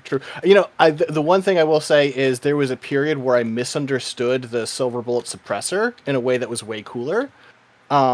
So that's obviously this is a Silver Bullet that uses the beam Magnum, but its arm can't handle the recoil, so it has spare arms on the back. And I thought it also had like a tiny welding factory for fixing the broken arms, so it could cycle them in and out. It's not. It's way less cool. I just don't understand why not just make a stronger arm rather than literal replacement arms. That's just the dumbest fucking idea. I mean, listen to yourself. You're like, why don't they just make the whole Gundam out of the black box? That's not how this works. Yes. Yeah, you gotta have some type of gimmick. Yeah, pretty much. And yeah, also the narratives. Is it the A type? Whatever, the mobile armor form is cool. Yeah, Apex. Yeah. Anybody else have any comments on narrative? Nope, not at all. Not really. All right, we have next up, I'm going to combine these two from 2018 Gundam Build Divers and from 2019 Build Divers Re-Rise. Oh, here we so go. collectively, the team for these two is almost the same. We have on it a bunch of returning people: Kunio Okawara, Kanetake Ebikawa, Junya Ishigaki, Junichi Akutsu, Kenji Teraoka, Ippei Gyobu, Aohiro Washio, Hakayuki Yanase, and Shinya Terashima. These guys have all been on something before that we've already mentioned in these two episodes. Build Divers, I don't really love the designs on this. No. You don't really break any new ground. You don't even stand out in the way that Build Fighters and Try do. However, Rise, I think, really cranked up the creativity. I love the concept of the core Gundam and all of the various planet-themed packs for it. And I love the way it gets inverted into the evil Alus core Gundam and Alus Earth 3 Gundam, which is a great villain suit along with the Gundam Seltsum. And all these weird, G Gundam-ified enemy suits in this weird planet full of dog and cat people. They went kind of wacky Yes. on Re-Rise, and I think it worked well for them. Yeah. Well, Re-Rise is everything in Re-Rise is weird in a way that I think is good. Because in Build Divers, it's okay, you've got a 00 Gundam, you've got a Jigen.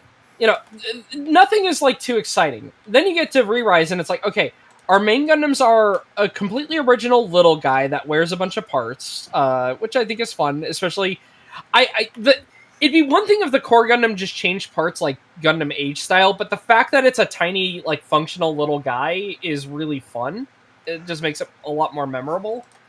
And then of course you get the Aegis, or it starts off as the Justice Knight, which is really funny to me because I love the concept of the guy being just such a fucking dork that he's just well, I need this to fit my aesthetic while I'm playing the game, so I made the machine worse in every way, took out almost all of its guns, and it's not very good, but it's very flashy. The Valkylander, which is hey, remember Gunlander? No one does, because that's the SD one that no one cared about back in the day, but we remembered it. Not only that, but we made it an Estrella from 00's like side stuff. So, you know, what if we had a little an SD that is a Gundlander, like, you know, like based on like Highland mythology stuff, that also turns into a dragon. And then you have a Wadom pod, which, I mean, it's the fucking Wadom. It's great. Right. Should be here. Like every choice for the main characters is weird, and then also, you know, that extends to the Seltsum. The Seltsum's a fucking Gundam Mark III. It's weird. It's just a weird choice. And then the villain, villain is doing evil fucking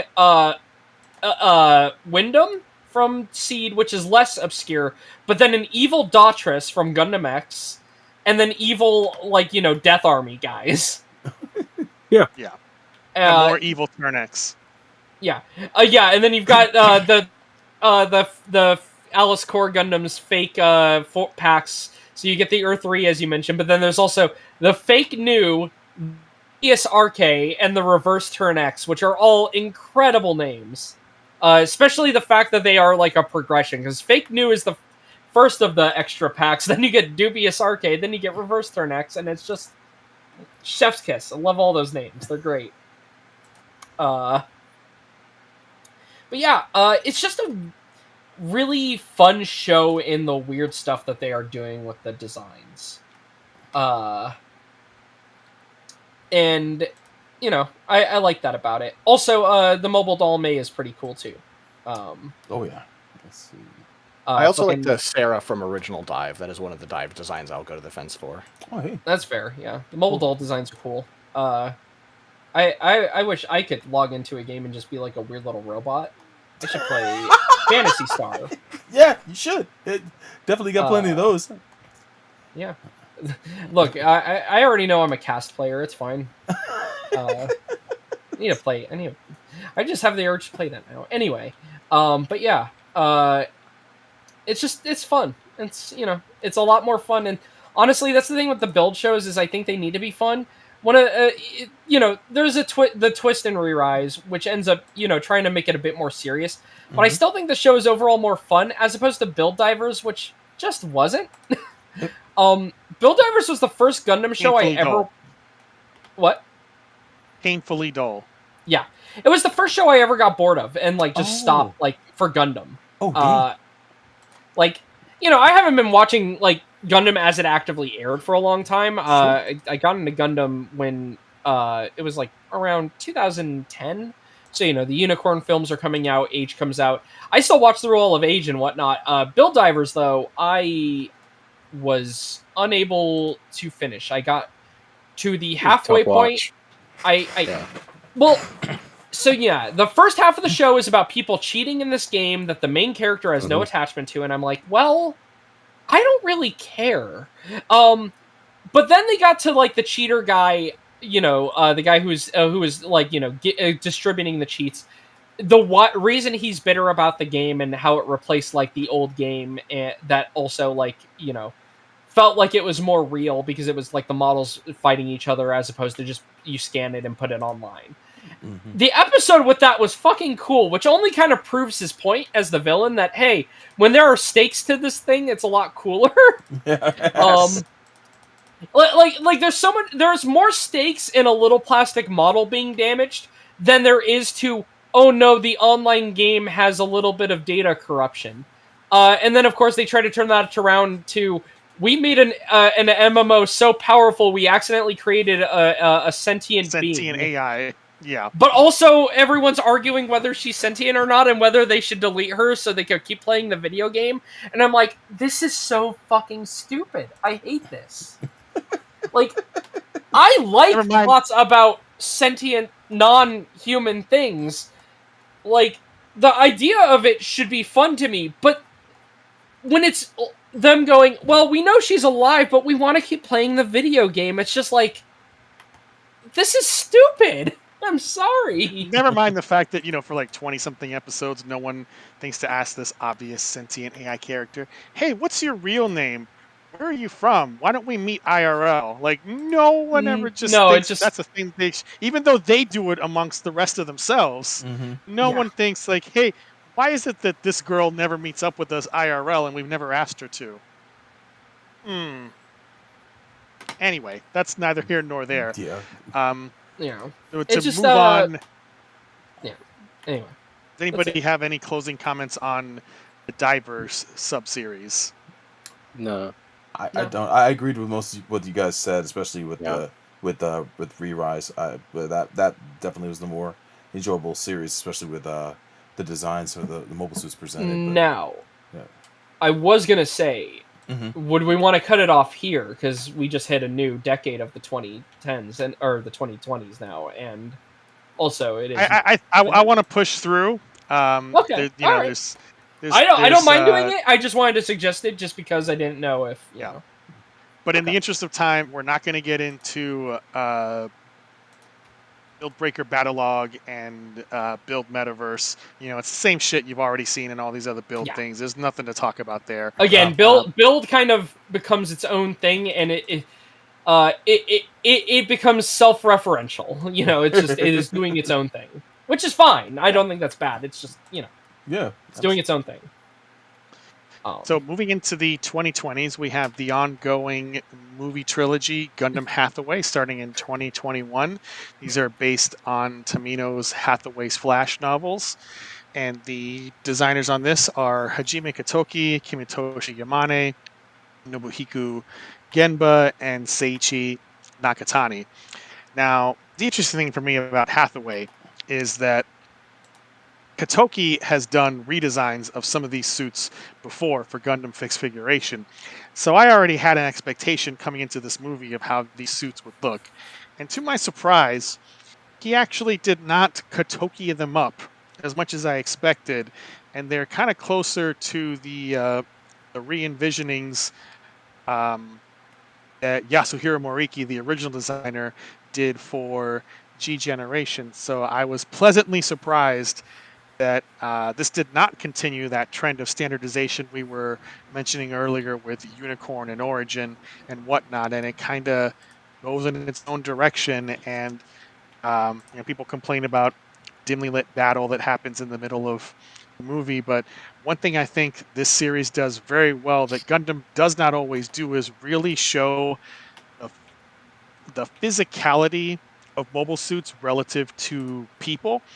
And you get that in some stuff in F91, like that famous scene of, the woman who dies when a spent bullet casing hits her head and instantly kills her. Oof. And that battle in the middle of the series of the movie where Hathaway's running around on the ground, you really get that sense of scale of just how monstrous mobile suits are compared to people on the ground in an urban area, and the movie does a really good job of that.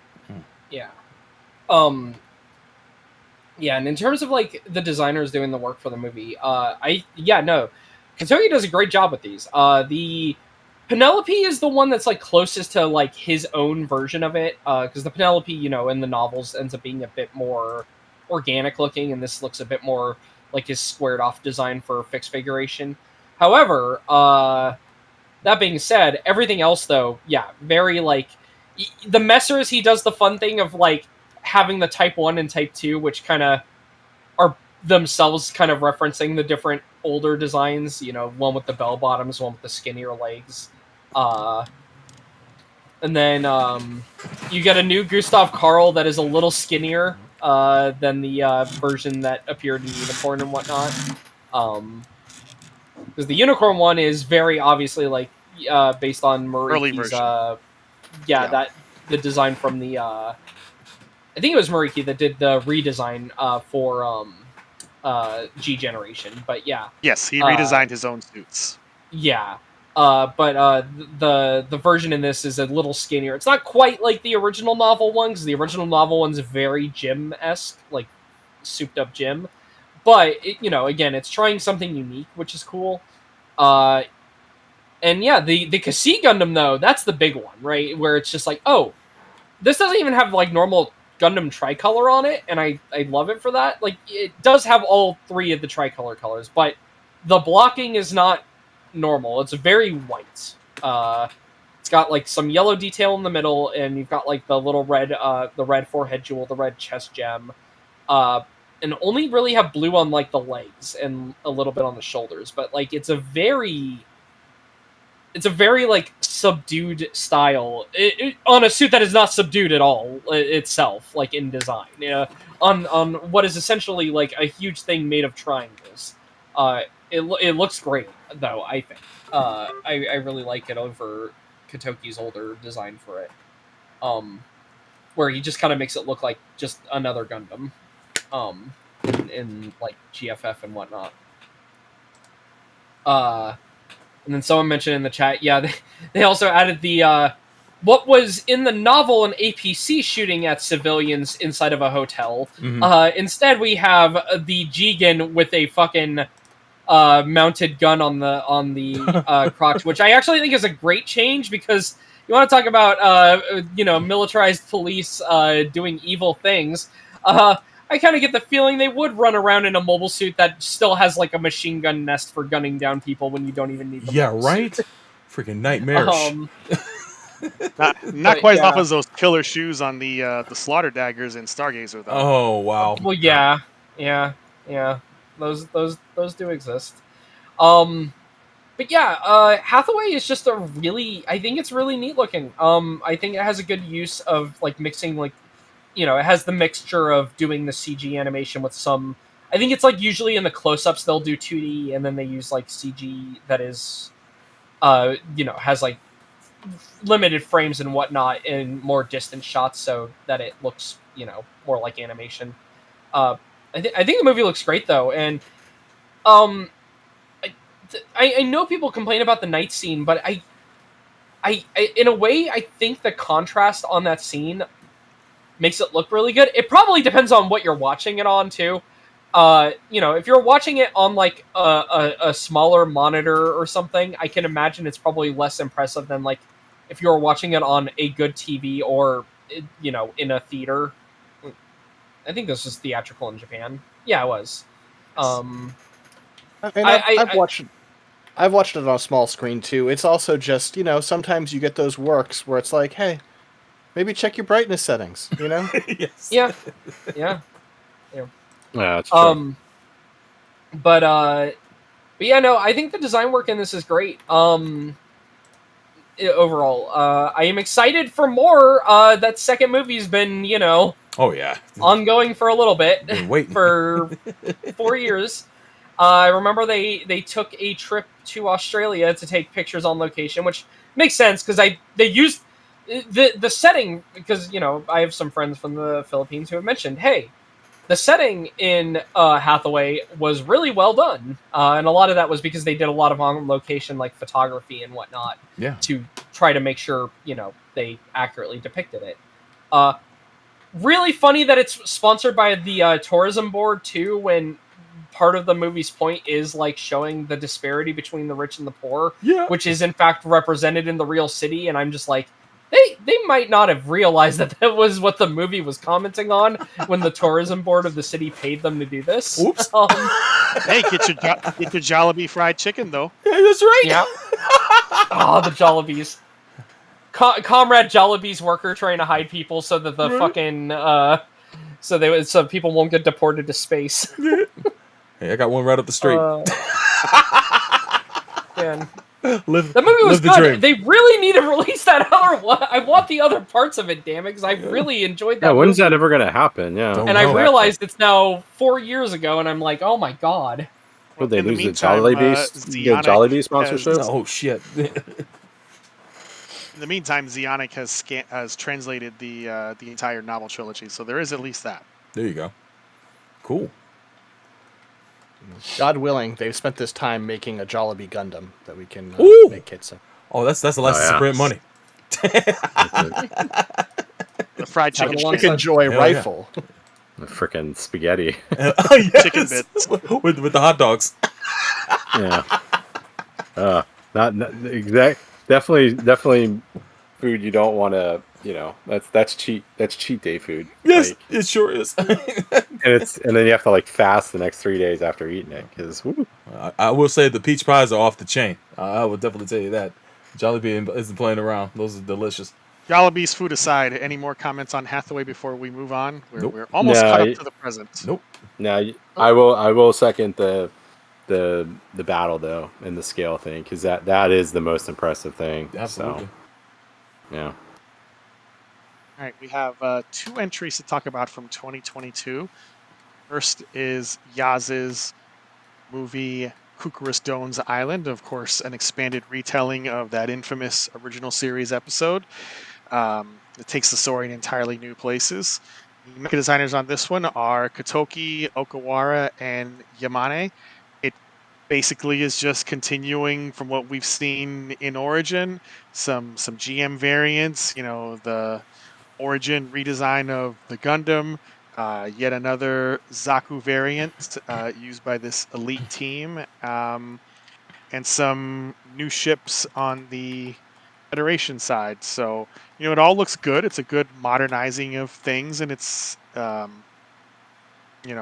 well done. But again, not any new ground compared to what we already saw in Origin, kind of just continuing that aesthetic. Yep. Yeah, my only comments are about what a coward Yaz is, which is not relevant to mechanical design. We'll leave that for another time to dive into some more. Yeah, shout out to Ed the Crimson. He writes, also known as Yaz's Island of Spite. Yes. I mean, yes. Yes. 1,000%. Accurate. Yes. The worst part is, So, beyond the animation, you watch that original episode, it's fine. It's good. Everyone... Its infamy makes me more annoyed about it than anything else, because I'm just like, I just watched it when I was watching First Gundam, and it's like, yeah, sure. Man. I will it's not say time the to be Gundam still, but... getting on all fours for Amuro to eject the core fighter and then just leaving it like that is shameful. And that is just terrible imagery that should never have been brought to life. The most prone state of Gundam's ever been in. But yeah, nothing else really new though for me. All right, this is gonna be the big one, also from 2022, The Witch from Mercury, with a mecha design crew that includes some new people and some old people, starting with Jinthed, which is an alias for Juntaro Saito. Also, Ebikawa, Wataru Inada, Gyobu, Kenji Teraoka, Ko Inaba, and Takayuki Inase. So, given the focus on big military-industrial complex companies, the series takes the route of assigning each designer to a specific company, so that each company has a particular aesthetic. I mentioned earlier Ipe Gyobu's work on this, and all of the Turk heavy machinery suits are all by him, and they are all heavy.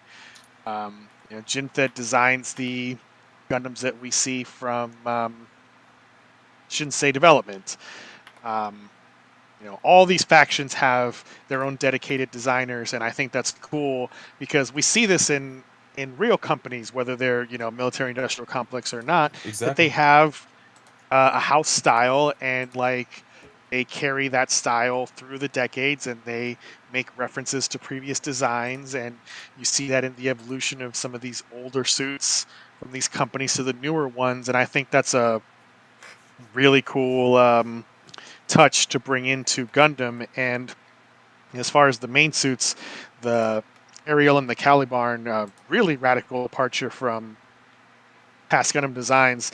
I recently got the Damashi of the Caliban, and it's just so weird next to everything else on my shelf, but I love the weirdness of it.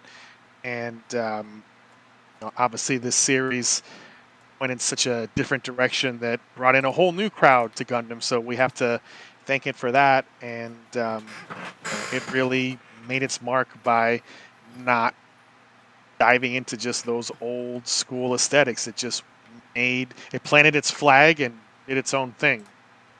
Well, no. That's Iron-Blooded Orphans that you raise the flag for.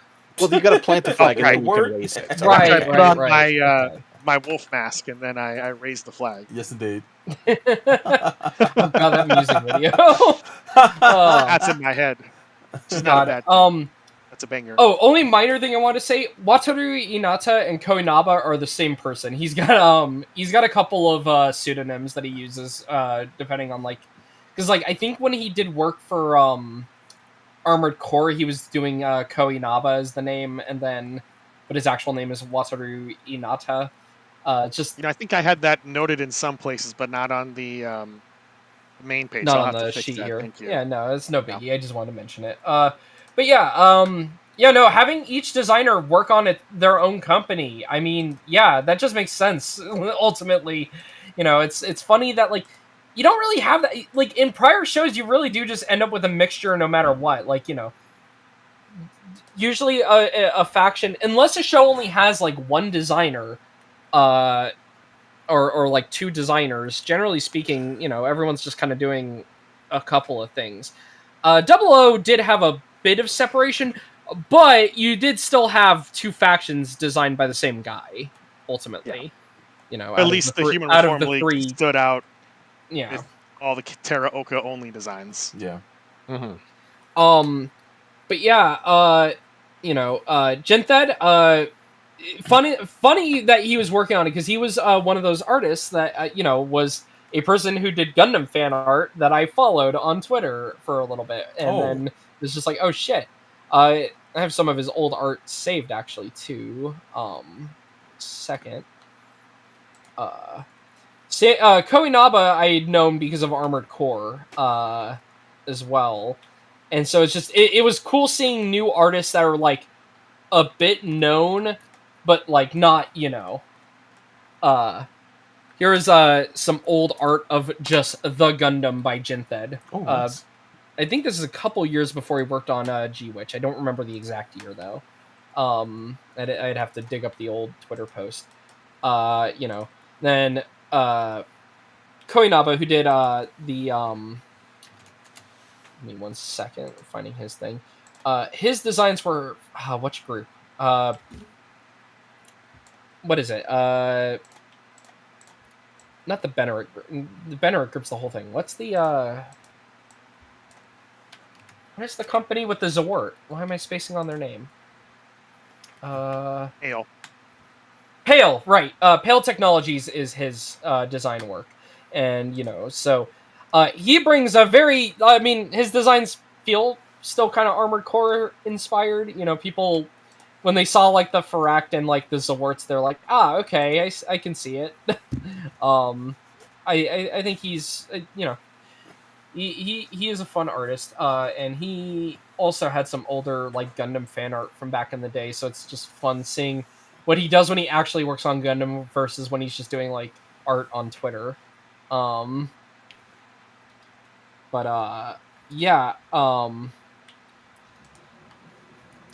Basically it's just they just kind of struck out like or not struck out. They did good with everyone here, right? Everyone did their own thing. I can't really say the only person who I feel mixed on is mostly Kenji Terioka. He doesn't really do too many designs. He does a lot of the side ones. Mm-hmm. And he's just not my favorite designer, but it's not bad, and also, again, he only does like, he does a lot of the designs that get chumped out.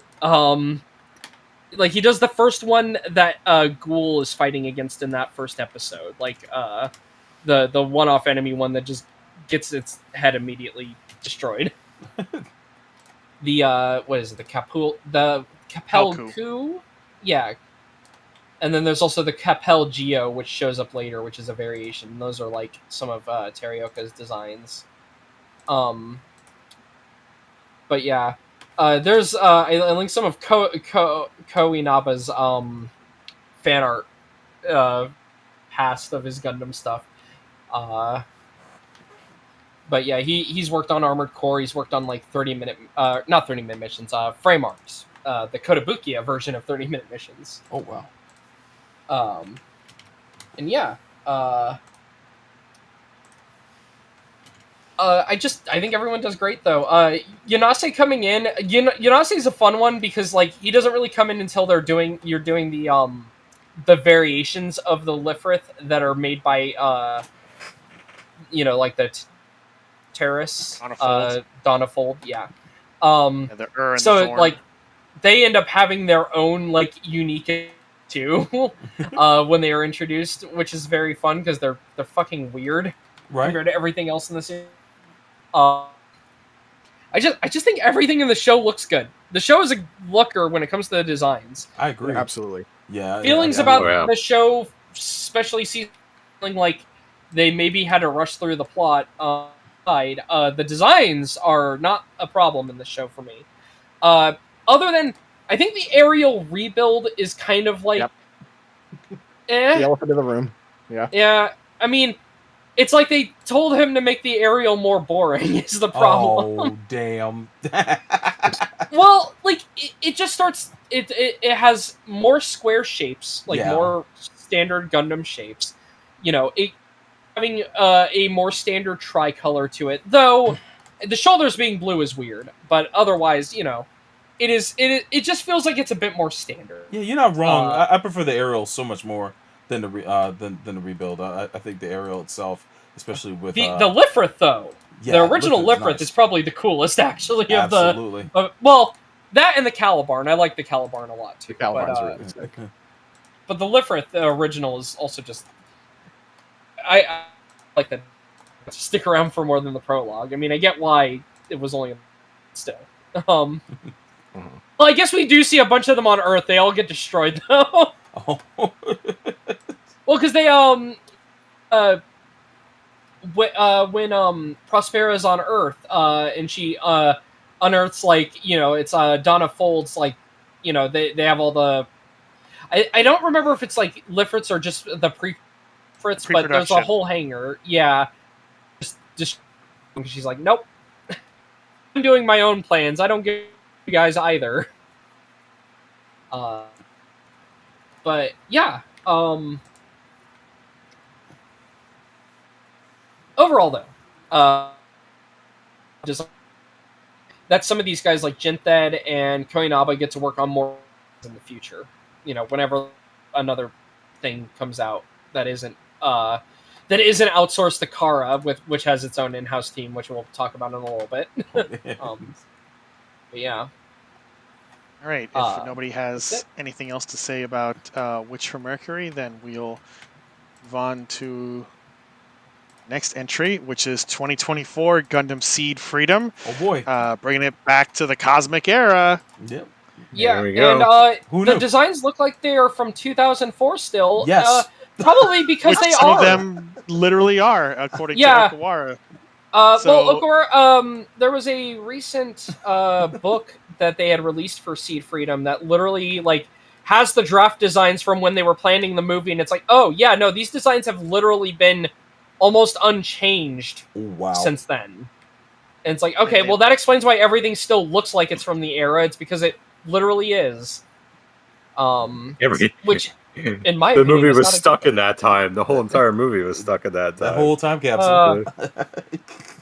Thinking about the little girl walking outside and collecting snow, looking up and then getting fucking nuked because Freedom is so dumb. Freedom is such a dumb movie.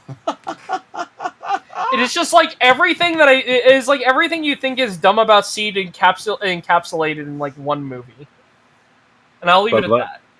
But luckily, it was released 20 years later, because, like we said in our reviews, if it came out when it was supposed to come out, we probably would have been more brutal on it. But at this point, it was just okay, it's something I've seen before, and let's see what's gonna go. See if I can predict this.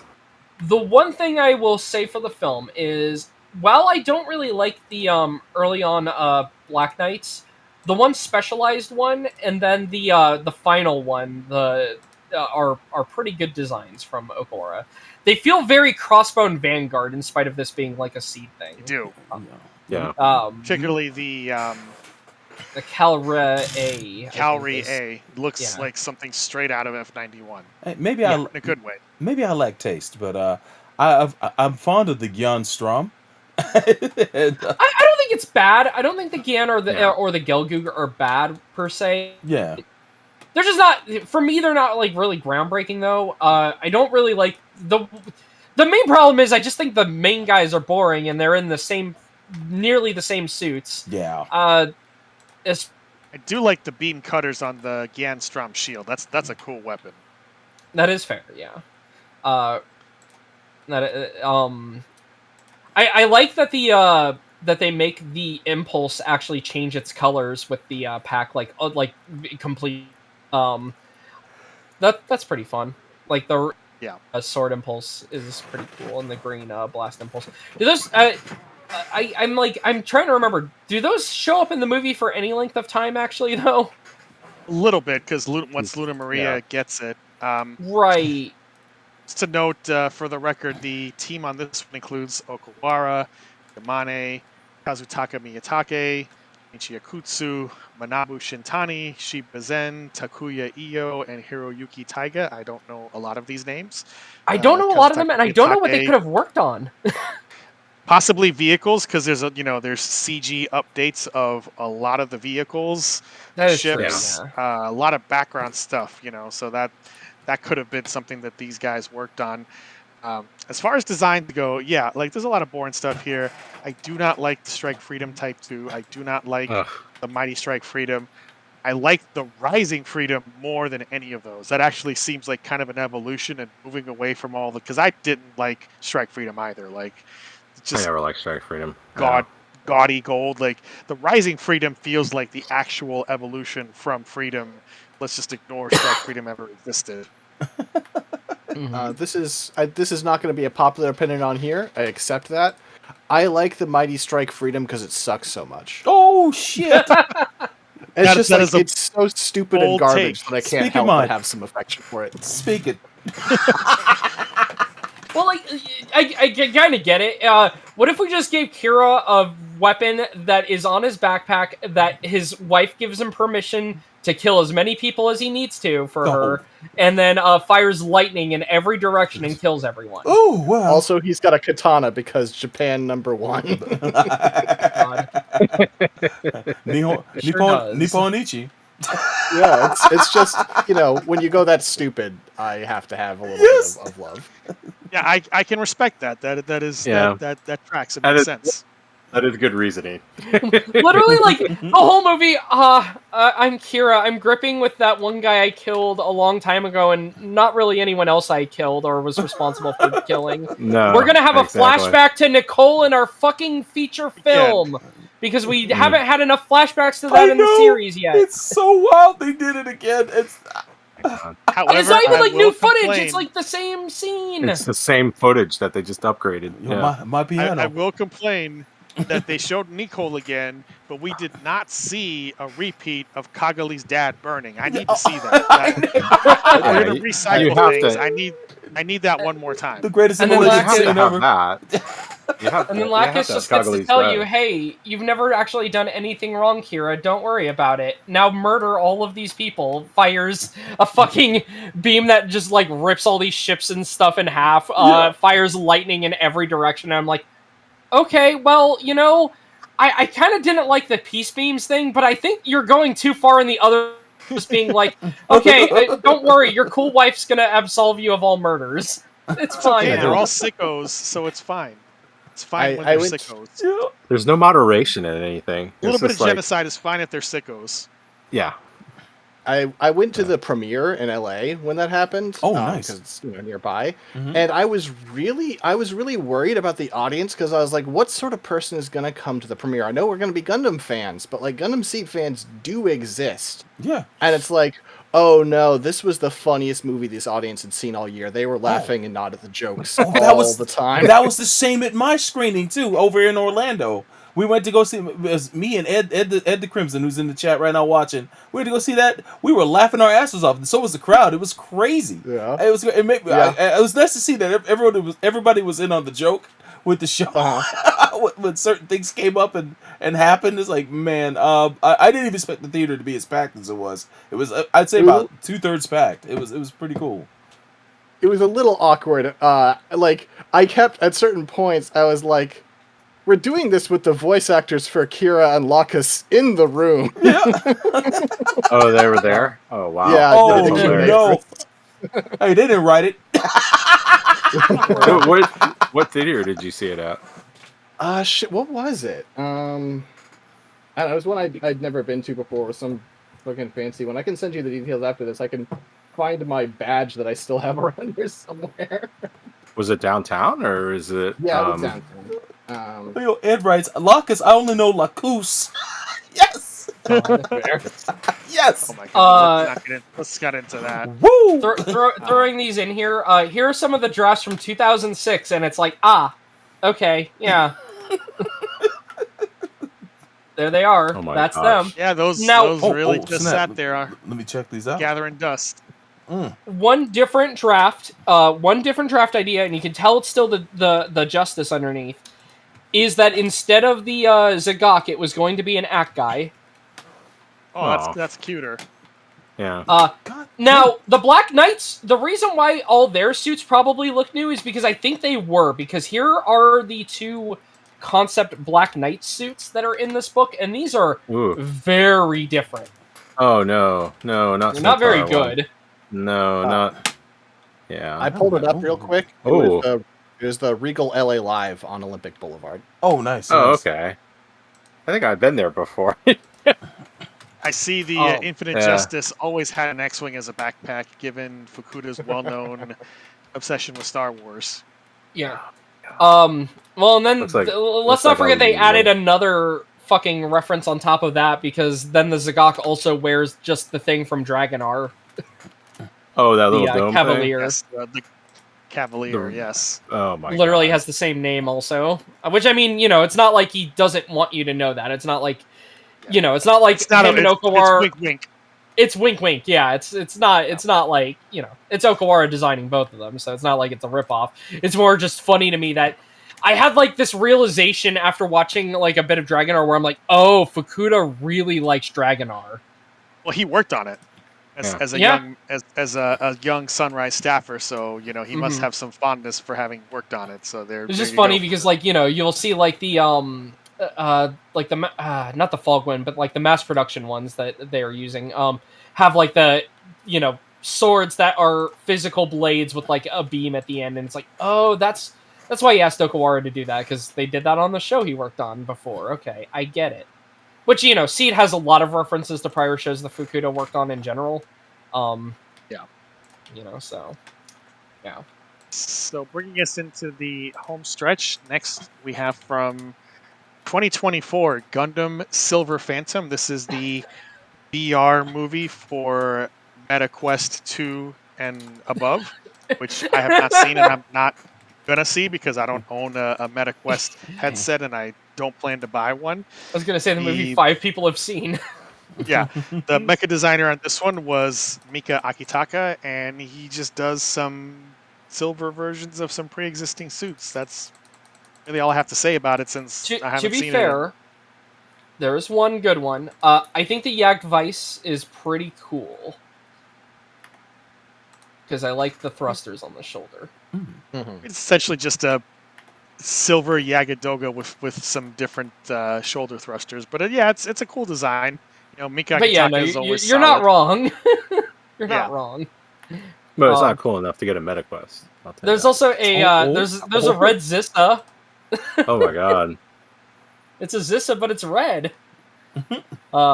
There's not much going for Silver Phantom. And also, like we mentioned, it's a fucking VR thing. It's kind of hard to have watched for obvious reasons. So, yeah. Our next project, also from 2024, the Netflix series Requiem for Vengeance. The lead designer on this being Kimitoshi Yamane, and this is an all CG series, and kind of for better and for worse, is essentially Igloo 3 in many respects. A lot of old school suits in this. Definitely a lot of reverence for 8th MS team, and the only new suit here. is the Gundam EX, which is yet another variant, and Yamane has designed Gundams before. He did the EZ8, and you can see some of that lineage here. I'm not a fan of the Gundam EX. I don't really care for the kind of football helmet head. Yeah. I don't like the shoulder armor pieces. The shield's kind of weird. It's not bad. A lot of people like really hated on this suit when the thing came out, and they were bashing it as being woke and all this crap and whatever. But like, it's an okay design, but I don't like it that much.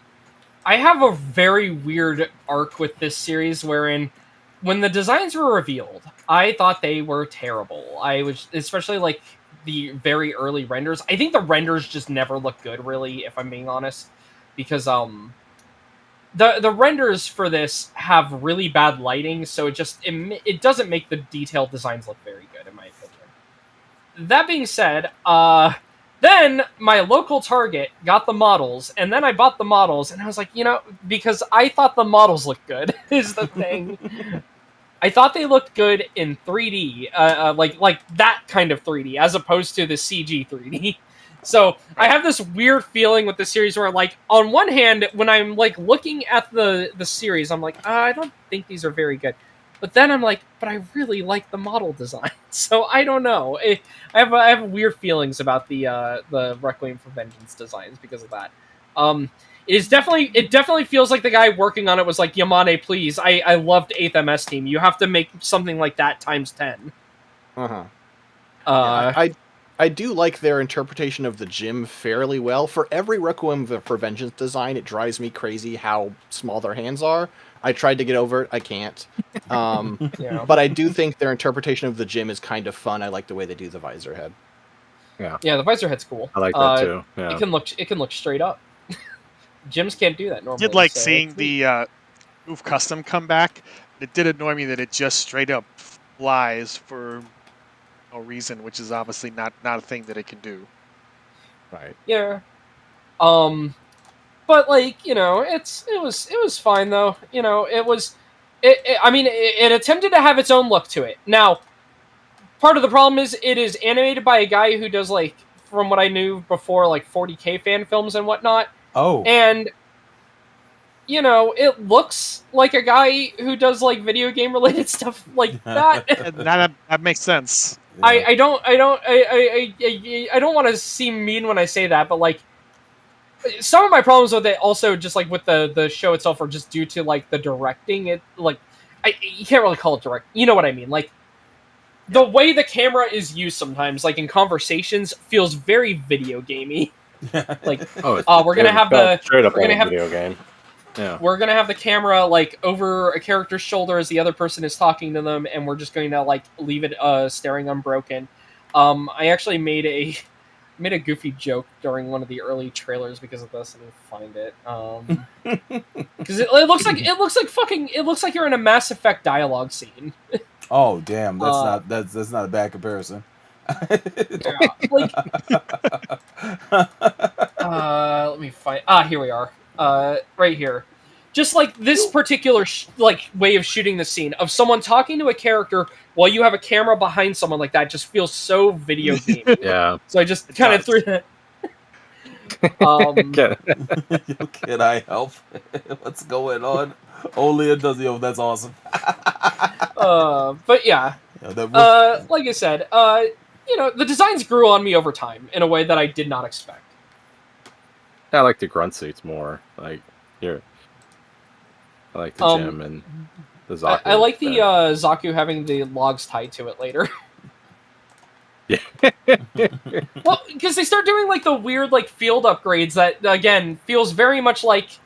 I mean, the guy who is doing this, I'm feeling like he probably is the one who asked for Yamane to help him with this. Right, like to be the designer, because it feels like it's made by someone who is like one of those guys who really likes 8th MS Team. I'm not even saying that as a judgment. I'm just that's what it feels like, They talked about like really really being into 8th MS Team. Yeah. It's a Western co-production. 8th MS Team was a series that I think was more impactful for Western fans than it was for Japanese fans, and you can see that quite clearly in this series. Yeah. Yeah, I think the later sort of field upgrades are fun and goofy. With the again, the logs, the tank treads, etc., just being strapped to the mobile suit. But it's not my favorite thing, but it's unique and I can appreciate it for that. Has both a predictable and funny ending. Oh shit! I mean, look, very predictable. I'll tell you that, but I'm pretty stupid too. I was mad at the ending personally. Dumbass reasoning. It's like, oh my goodness! I want a war. Neither here nor there. Fair point. We talked about that already. True. Yeah. When we did the plot review. So if nobody has anything else to say about Requiem for Vengeance, that brings us to our final title of the night, and that is this year's Gundam G-Quux. Oh, this month. With mecha designs by Ikuto Yamashita of Studio Kara. And, it, as we all know, is a alternate universal century, and it's got some wacky designs. Oh boy, does Sorry. The G-Quux itself is, I think, a very interesting design. I do enjoy it.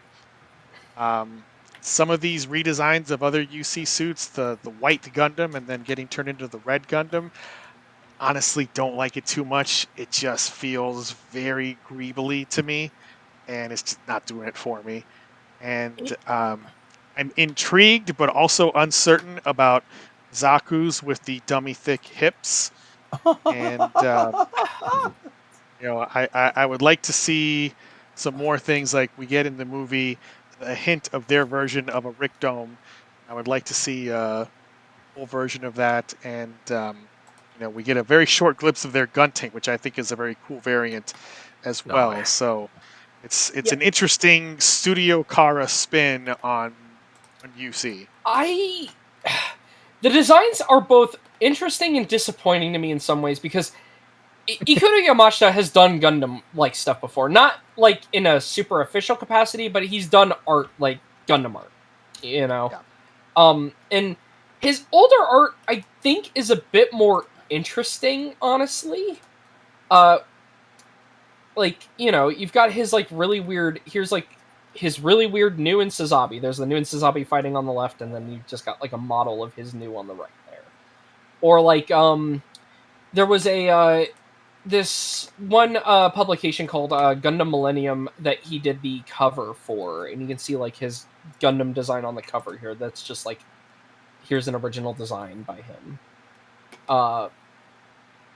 And so hold on, actually I have a clearer image than that one. There we go. But yeah, so I don't dislike Ikuto Yamashita's design sense. However, these kind of have some of the CG, especially the Red Gundam, and its prior version, have the 3D CG greeble problem. I'm in agreement with Chris there. Or it's just the details feel like they exist mainly because they can get away with them because they are working in CG, and it's a little bit much. That being said, I'm kind of having the same arc as Requiem for Vengeance on some of these designs where I'm I really don't like how they look in their normal art, but then I see a model or a figure or some other form of them, and I'm just man, this design's maybe not as bad as I was thinking, so it's hard to say. Now, all that being said, the G-Quux itself, I think is great. Yeah. The original G-Quux I like. Did seeing them in animation help to change your mind at all? I mean, I guess to be I need to see more. I've only seen the one that's out now. I didn't see the film. Yeah, neither. I haven't seen it as well. I'm looking forward to it though.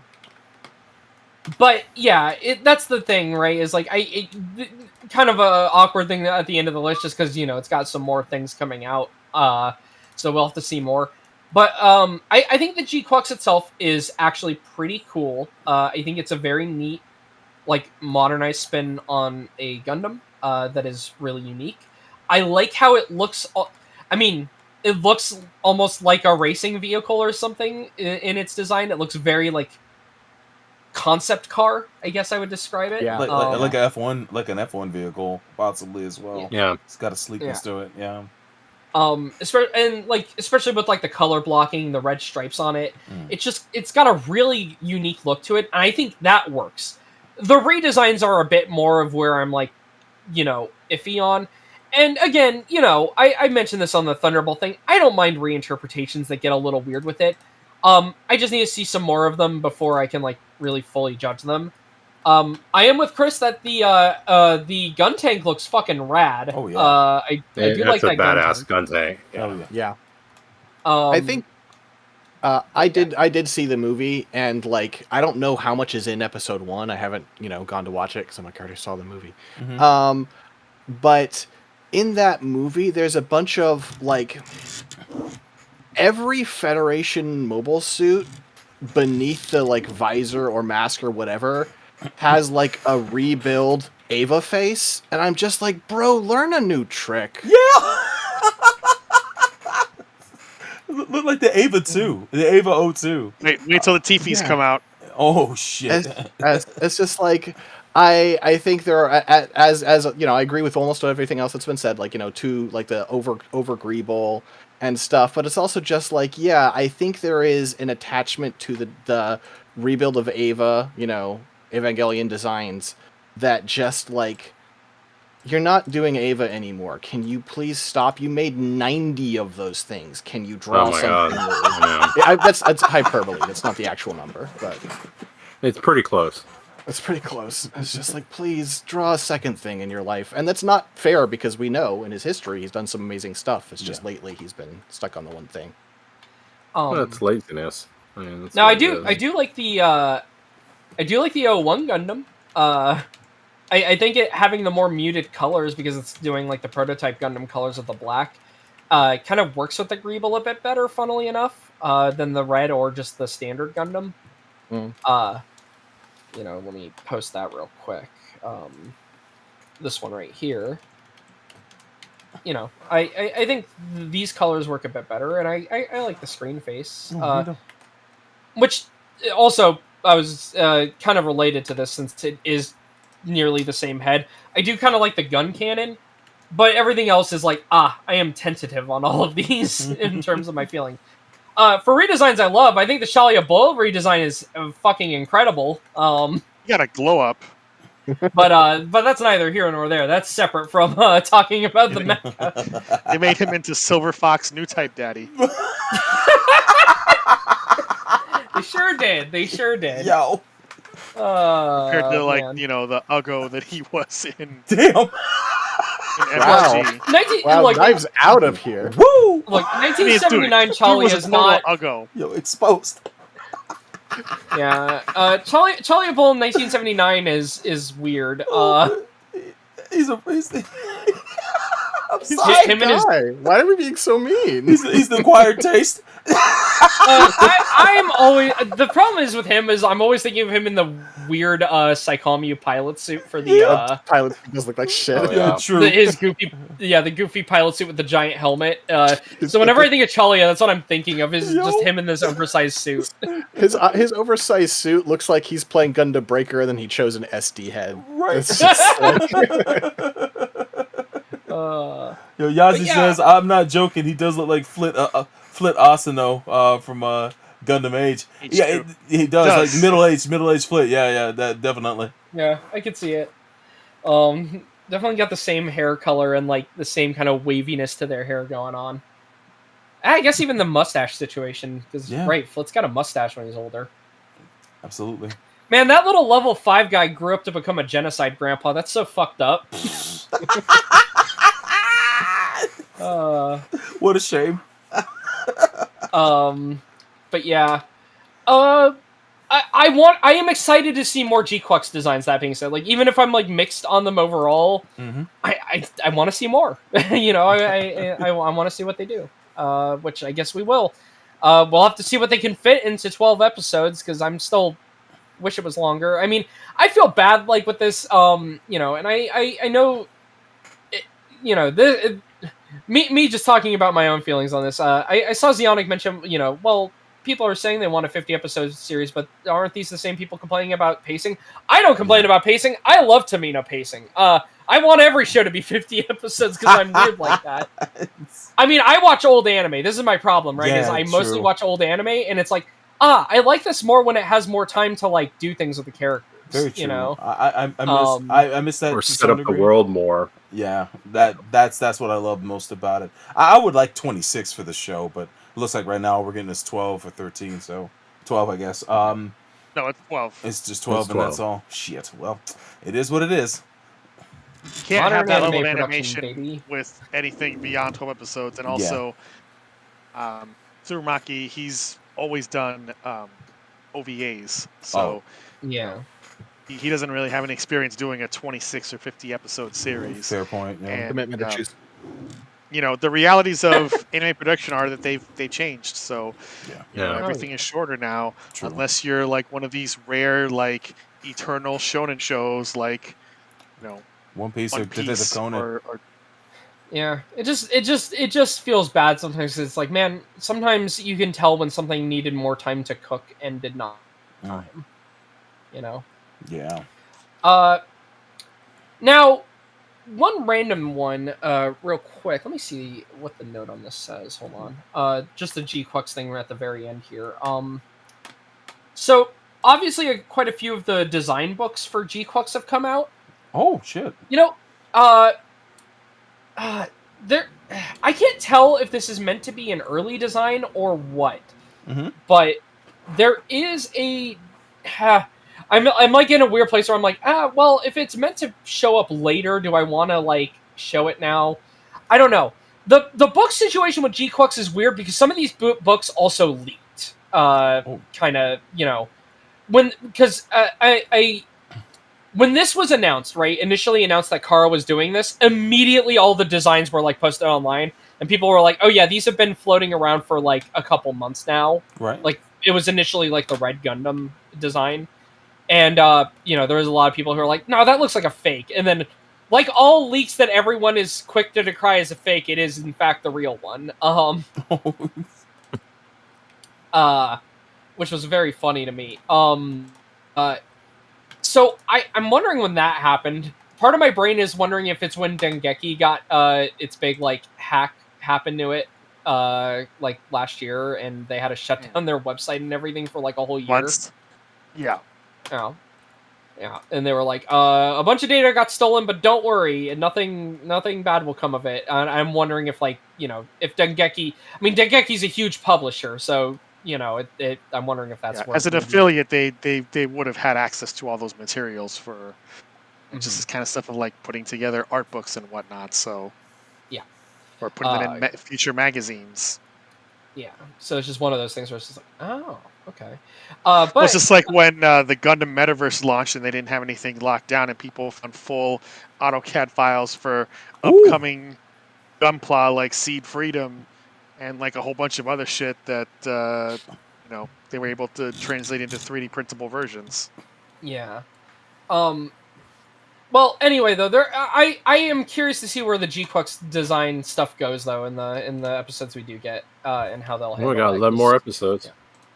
Yeah. 11 more episodes. Yeah. Anyway, I guess that's it, though, right? Yeah, I mean, obviously we're just one episode in. For now. We have to see where things take us because it'll take a few episodes before the TV show surpasses what we saw in the movie. So I'm curious to see what kind of surprises are in store, whether it's totally new designs or more reinterpretations of MSG designs. We'll see very soon. But I want to thank you both, Dylan and Six, for joining us again and for really packing it in this time that we crammed 14 years of Gundam Mecha designs into this one episode. Yeah. We did it! Yay! It was fun. We'll come back to talk about the G-Quux Augo. God. They should bring the Augo back. We'll see. Hopefully, maybe they will. We need the big ring too. That way we can have the boss of the barrels with us. Fucking stupid igloo deep cut. I hate this. I hate that I'm doing this. Anyway. Yeah. No, it was fun though. You know. I don't know. I don't know how to close out anything. No, you're good. Tobro, you want to tell the good folks where they should go for more stuff? Yeah, sure. Guys, thanks again for watching. If you are watching on the streaming sites, first of all, thank you for tuning in live. If you're watching the run back, also thank you for tuning in as well. Make sure to hit the follow button and subscribe button over on twitch.tv/fightersready or youtube.com/MAHQ DOTNET. I gotta remember we changed it, so no worries there. Just pulling up the page now. Also, make sure to visit MAHQ.net. That's the Mecha and Anime headquarters. Just turned 25 years old, baby. That MAHQ and Anime News Network. Crazy times. And also, incidentally, it was the 46th and the 46th year of anniversary of Gundam. This past 7th of April. So if you guys didn't know that, the saga continues. With of course with G-Quux now taking place in the alternate version of the Universal Century. But also make sure to follow us on Facebook at MAHQ DOTNET. That's the name of the group. You can go there and join the conversation. Just behave yourself, and find us on Blue Sky as well. Find us under MAHQ DOTNET and also Gundam as well on Blue Sky, and thank you guys for following us there. Also, as a favor to me, if you are watching on YouTube and you haven't been to the Twitch channel, twitch.tv/fightersready, I've been streaming there in the afternoons and just doing commentaries on trailers and stuff that's happening. I call it WSBR. So if you want to go over there and help to support it, by all means, go over there. Use that Amazon Prime subscription, and or you can just follow and keep up when we stream. I'm streaming tomorrow at 11:10 a.m. and I stream for a few hours. So come out there and join the conversation. I'll be glad to have you. Other than that, that's all I got.